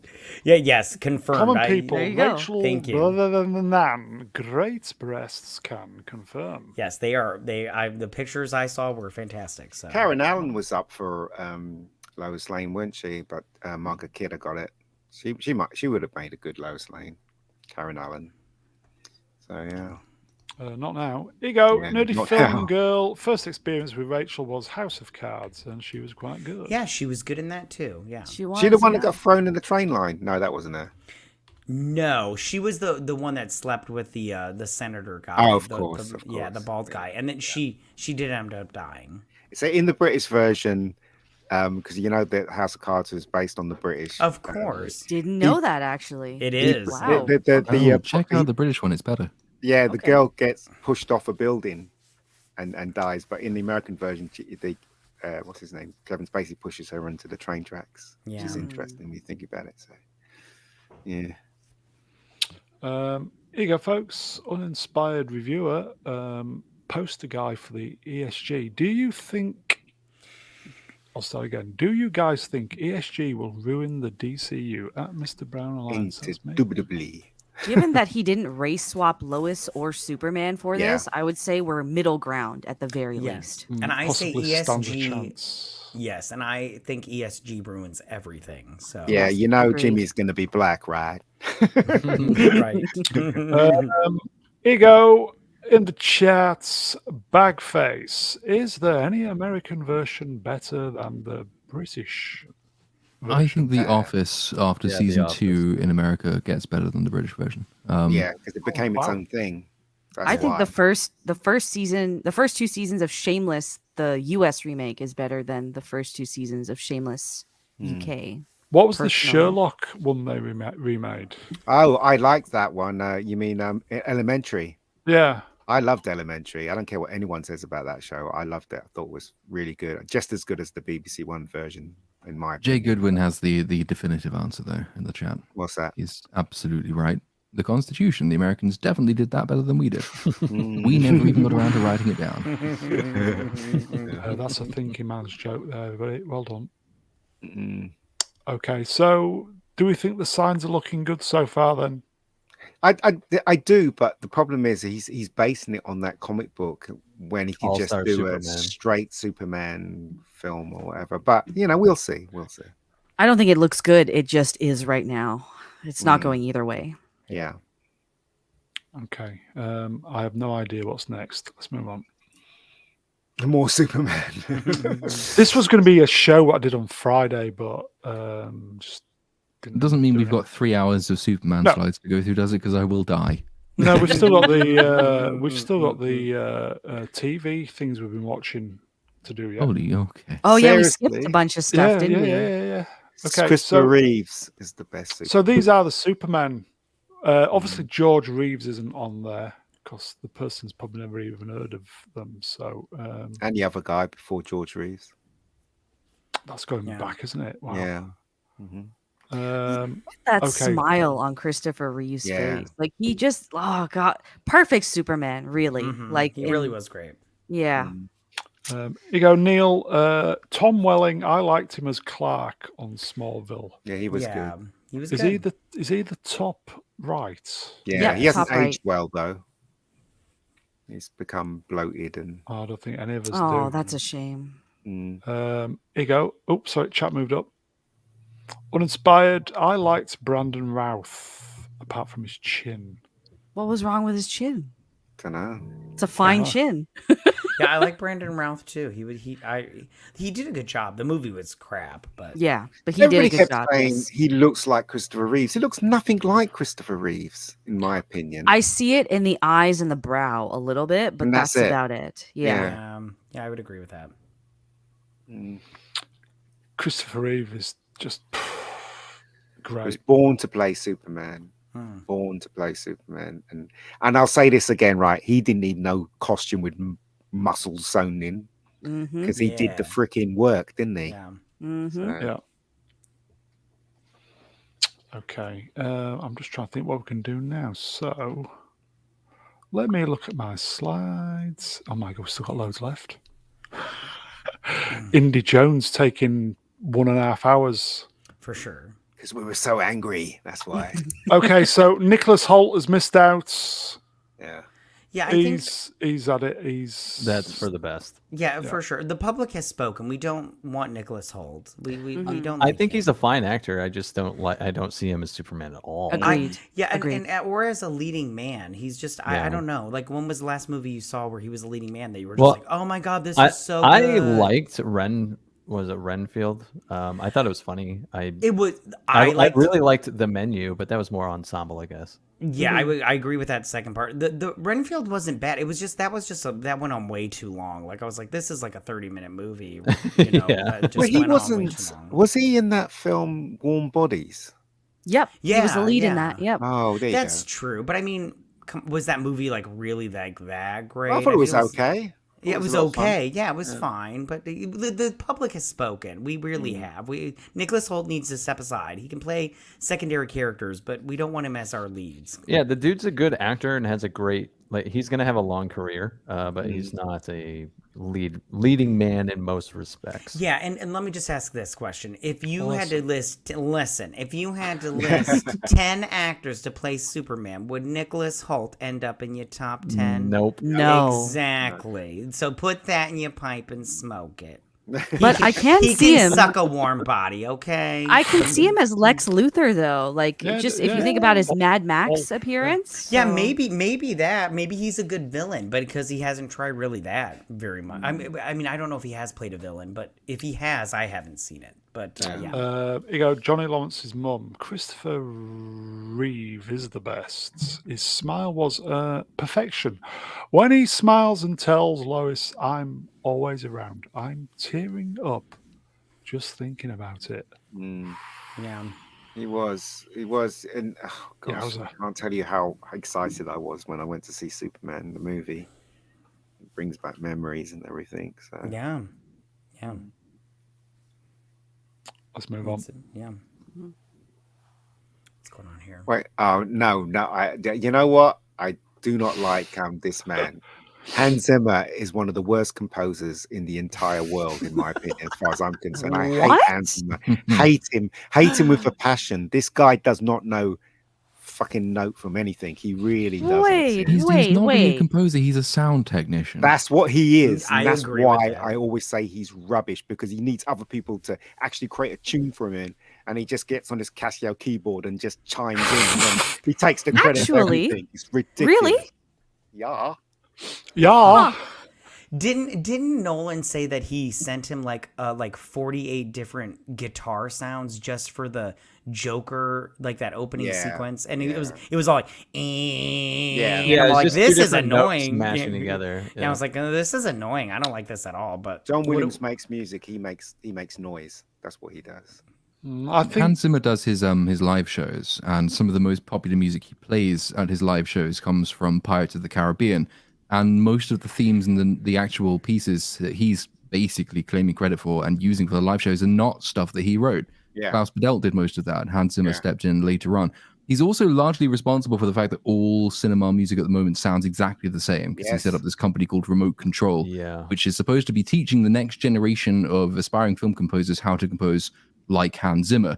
And they all go and they get jobs, and because they're given his seal of approval, and consequently film music is pretty dire at the moment. I think he does some really good stuff. I think his soundscape work for Dune, for example, I think is really good. It's not memorable because it's not tuneful, but it is. Well, you know what it is when you hear it. Benefits the world, and it doesn't distract you from the action on the screen, which is fine. It's just, I think, calling him a composer in the same vein as John Williams, who's created the most memorable scores, not only for film but probably of all modern classical music, is a bit too much. Yeah. I do like his work in Dark Knight trilogy, though. Mm-hmm. Like, I thought his Batman theme was pretty memorable. Like, I can hum it right now. I have a theory about why no, that's Joker. I have a theory about why the music doesn't work in movies anymore. It's because if you look at the old films, they always used to have a segment where it was devoted to music. As I said, when you look at Raiders of the Lost Ark, when he was in the Well of Souls, and you had that stick and all that was devoted with music. That was all carried with music. And Empire Strikes Back, when you see all the Empire ships and stuff, and you have the Imperial theme and stuff like that. In those days, films used to have a section where if it was done deliberately, that music would carry it. But today, they don't have that anymore because of the way they make films now. It's very different to the way they used to make films in the 70s. And that's why music's so bland, because there's Well, I'm going to say both composers are very much products of their own time. You may be right. Each just as good, perhaps. Yeah. In their own ways. I think that's the difference. That they're not each the product of their own time. John Williams is the product of basically centuries worth of the development of classical music. John Williams, you can go back to. I mean, Wagner is the most commonly cited one for the leitmotif stuff, which John Williams really made a pure art form in the way he applies it to cinematic music. But he goes back even further than that, if you want to, and he takes a huge amount more inspiration from the history of classical music than I think Hans Zimmer does. Hans Zimmer is a sound technician. I don't mean that just to belittle him, because it's a vitally important part of any production, but it does mean that we will not probably in 10, 15, 20, 100 years' time be able to really recall any of Hans Zimmer's soundtracks, hum them from memory, whereas I think Star Wars, John Williams' stuff, Jurassic Park, Harry Potter, all of these with these most pivotal themes that go along with them will be in the collective consciousness for a very long time. Also, you wouldn't put John Williams with Hans Zimmer. You put John Williams with Jerry Goldsmith or John Barry, because those three, as far as I was concerned, is the best composers in the world. Or obviously, two of them are gone. Well, I'm going to say probably it's down to the technology and how music's created these days. And films. Well, you can apply the same compositional style as John Williams does using a computer as opposed to a pen and paper, and that's not going to change the result. What it allows Hans Zimmer to do is to create these very, very deep and sweeping, really kind of augmentations on a film as opposed to any kind of narrative device. Because John Williams' themes and all of his soundtracks are fundamentally narrative things. They tell stories, they embellish stories, They give you a sense of what the world is thinking about itself. They give you character mood. They give you all of this stuff, which Hans Zimmer scores. There are some exceptions, but generally speaking, don't do any of that because they're not narrative. They are really just about fleshing out what you're seeing on the screen in front of you as it's happening. Yeah. All the narrative work is carried by the script and the acting, but the music doesn't really do that. I can make it simpler, right? John Williams creates emotion when he creates music for a movie. Your emotions are heightened because of his music. If you watch the bike chase in E.T. without the sound, it's really slow. But put the music on, it moves faster than it should. So John Williams creates emotion with his music. Hans Zimmer doesn't. He creates noise to go together with what you see on screen. There's a huge difference between them both, in my opinion, of course. My point was Williams would sit down at a piano with ideas, whereas Zimmerman would probably go outside with a recorder and record some noises. That's the kind of difference between old school music composing and nowadays with the better technology, etc., etc. I think both are just as... Williams is the best, no doubt about it. Yeah, no doubt. Zimmerman has done some good stuff. Both of them have got their own sound, I will say. Yeah? Yes, no? Oh, Yes. yeah, absolutely. I mean, John Williams, the epitome of perfection when it comes to musical scores. As I've said before, I think the best track Williams ever wrote was Superman official soundtrack. I think it's the Krypton theme. That is the best thing he's ever wrote. Lord, are you available, please? Just about, yes. From Katerius Pyrobuses for $199, Lion King 94. Did he do the music for Lion King? Zimmerman? Not sure. I mean, did he? Possibly. Wasn't that Elton John? Didn't Elton John? Yeah, he sang the music. Did the music, yeah.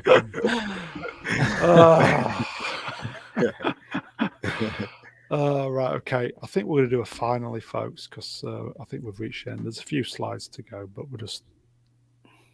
Indy took too long. No, it didn't. Yeah, it got. Sorry, it got I'll rephrase that. It got its just deserves. Indy 5 didn't spend long enough doing it. This should have just been an Indy 5 For episode. sure. That's Yeah. all it should have been. If only I'd have known. Okay, so finally... And finally... Oh... Yeah, this popped up on the feed today, and I thought, oh, okay, that can be the finally. If you're in the US, obviously it's not now because we're in the UK and we're a little bit ahead of you. 38 years ago today, Back to the Future released in theaters. One of my favorite movies. 38 years. Love this movie. I love this movie too. Yeah, such a good Weren't movie. there rumors pretty recently that they were planning to reboot this franchise? They better not. You're just thinking of that stupid scene from The Flash. It's okay. Yeah. But you know what, right? I like this movie so much that I got references to Something Comes Shooting. I've got a girl wearing a t-shirt saying the Pinheads, you know, because that was Michael J. Fox's band in the movie, wasn't it? The Pinheads. So Yeah. that's how much I like it. And I've got a model of the DeLorean as well, which is like a really detailed. So I just love this movie. I think it's one of the best films I've experienced in the cinema and also seen on TV. It just makes me, every time I watch it, it makes me remember when I was a kid. It's a really good Cynic, movie. have you watched this proper entertainment movie type thing? I am. I even got to go on the back. I have seen it, of course, and I even got to go on the Back to the Future ride before they tore it down at So did Universal I. Studios. So did I Nice. as well. It was nice. It was So good. did I. Yeah. Yeah. And I love the way this film is directed as well.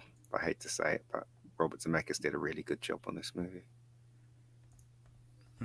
Lord, you a fan? I think I've probably only seen all of them once, and I was very young, and I didn't like them at the time, and so I haven't watched them since. It's timey-wimey shit.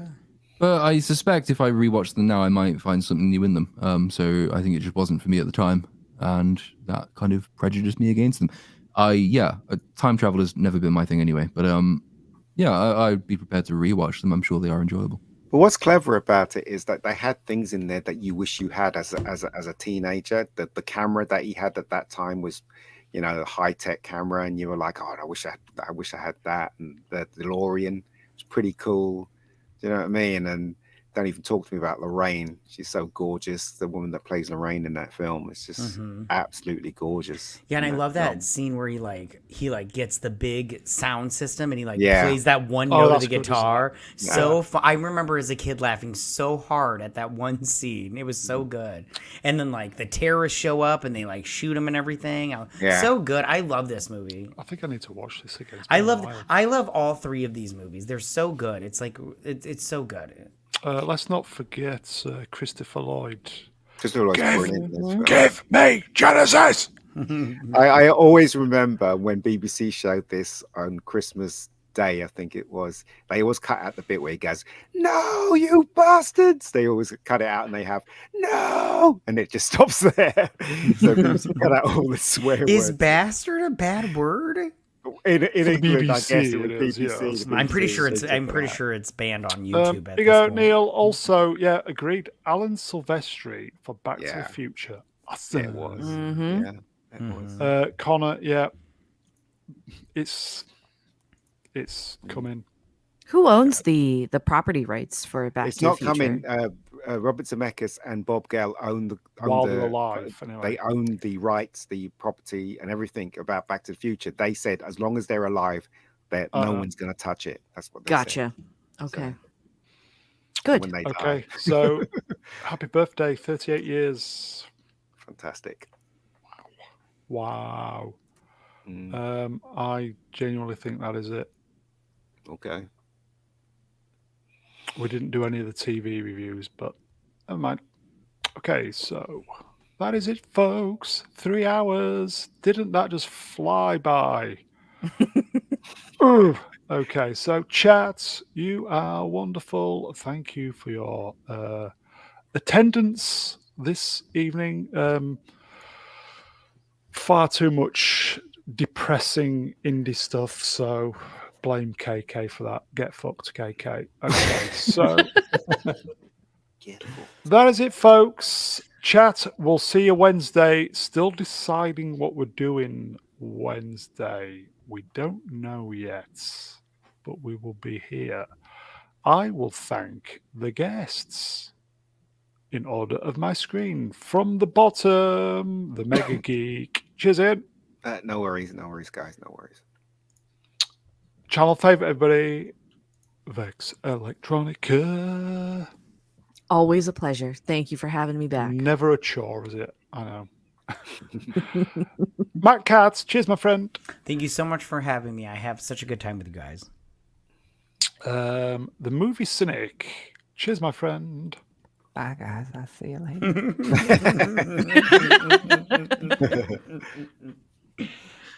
And last but by no means least, the Dark Sith Lord, Little Platoon. Pleasure as always. I do believe B-Sup is tomorrow. Yeah. I believe so. B-Sup. I'm assuming, and I know assumption is the mother of all cups, Indiana Jones 5. I think it might make an appearance. Yeah, just a mention chance. it briefly. Perhaps. Yeah. Yes. And do we know of any guests yet?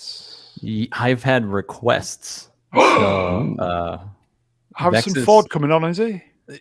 I asked him and he told me to fuck off. It was weird. I don't care. Okay. Who's coming on then? Vex, yeah? Vex, Bagface is going to be on. Nice. I have to. You let him out of the basement or the plantation you've been working on. There were. I have uninspired reviewer. He's great. He is. Cannoli Sasquatch is coming on. He would like to complain about Indy 5 as well. Dark Hour is going to be on. Very good. That's what I have so far. All complaining. Indy 5. Yeah. Is anyone defending Indy 5 tomorrow? Out of curiosity, I No. don't we know know? anyone that is defending that film at all. Ego Amelia Bodelia asking the tough questions. Who's it'll be hosting- on my channel tomorrow. if Who's that's what you hosting mean. B-Sup? Yeah, it'll be on Blue my Boy. channel. He's hosting. He's up. Okay. My channel's host this time. So I think that is it, folks. Don't forget, B-Sup tomorrow, I think same time, about 10:30 UK time. We are back Wednesday. We're deciding what to do, possibly a movie review. Don't know yet. If we don't see you, we will see you next weekend. Bye, guys. Have a great week. Take care, everybody. Bye. Tally bye. Bye. Bye.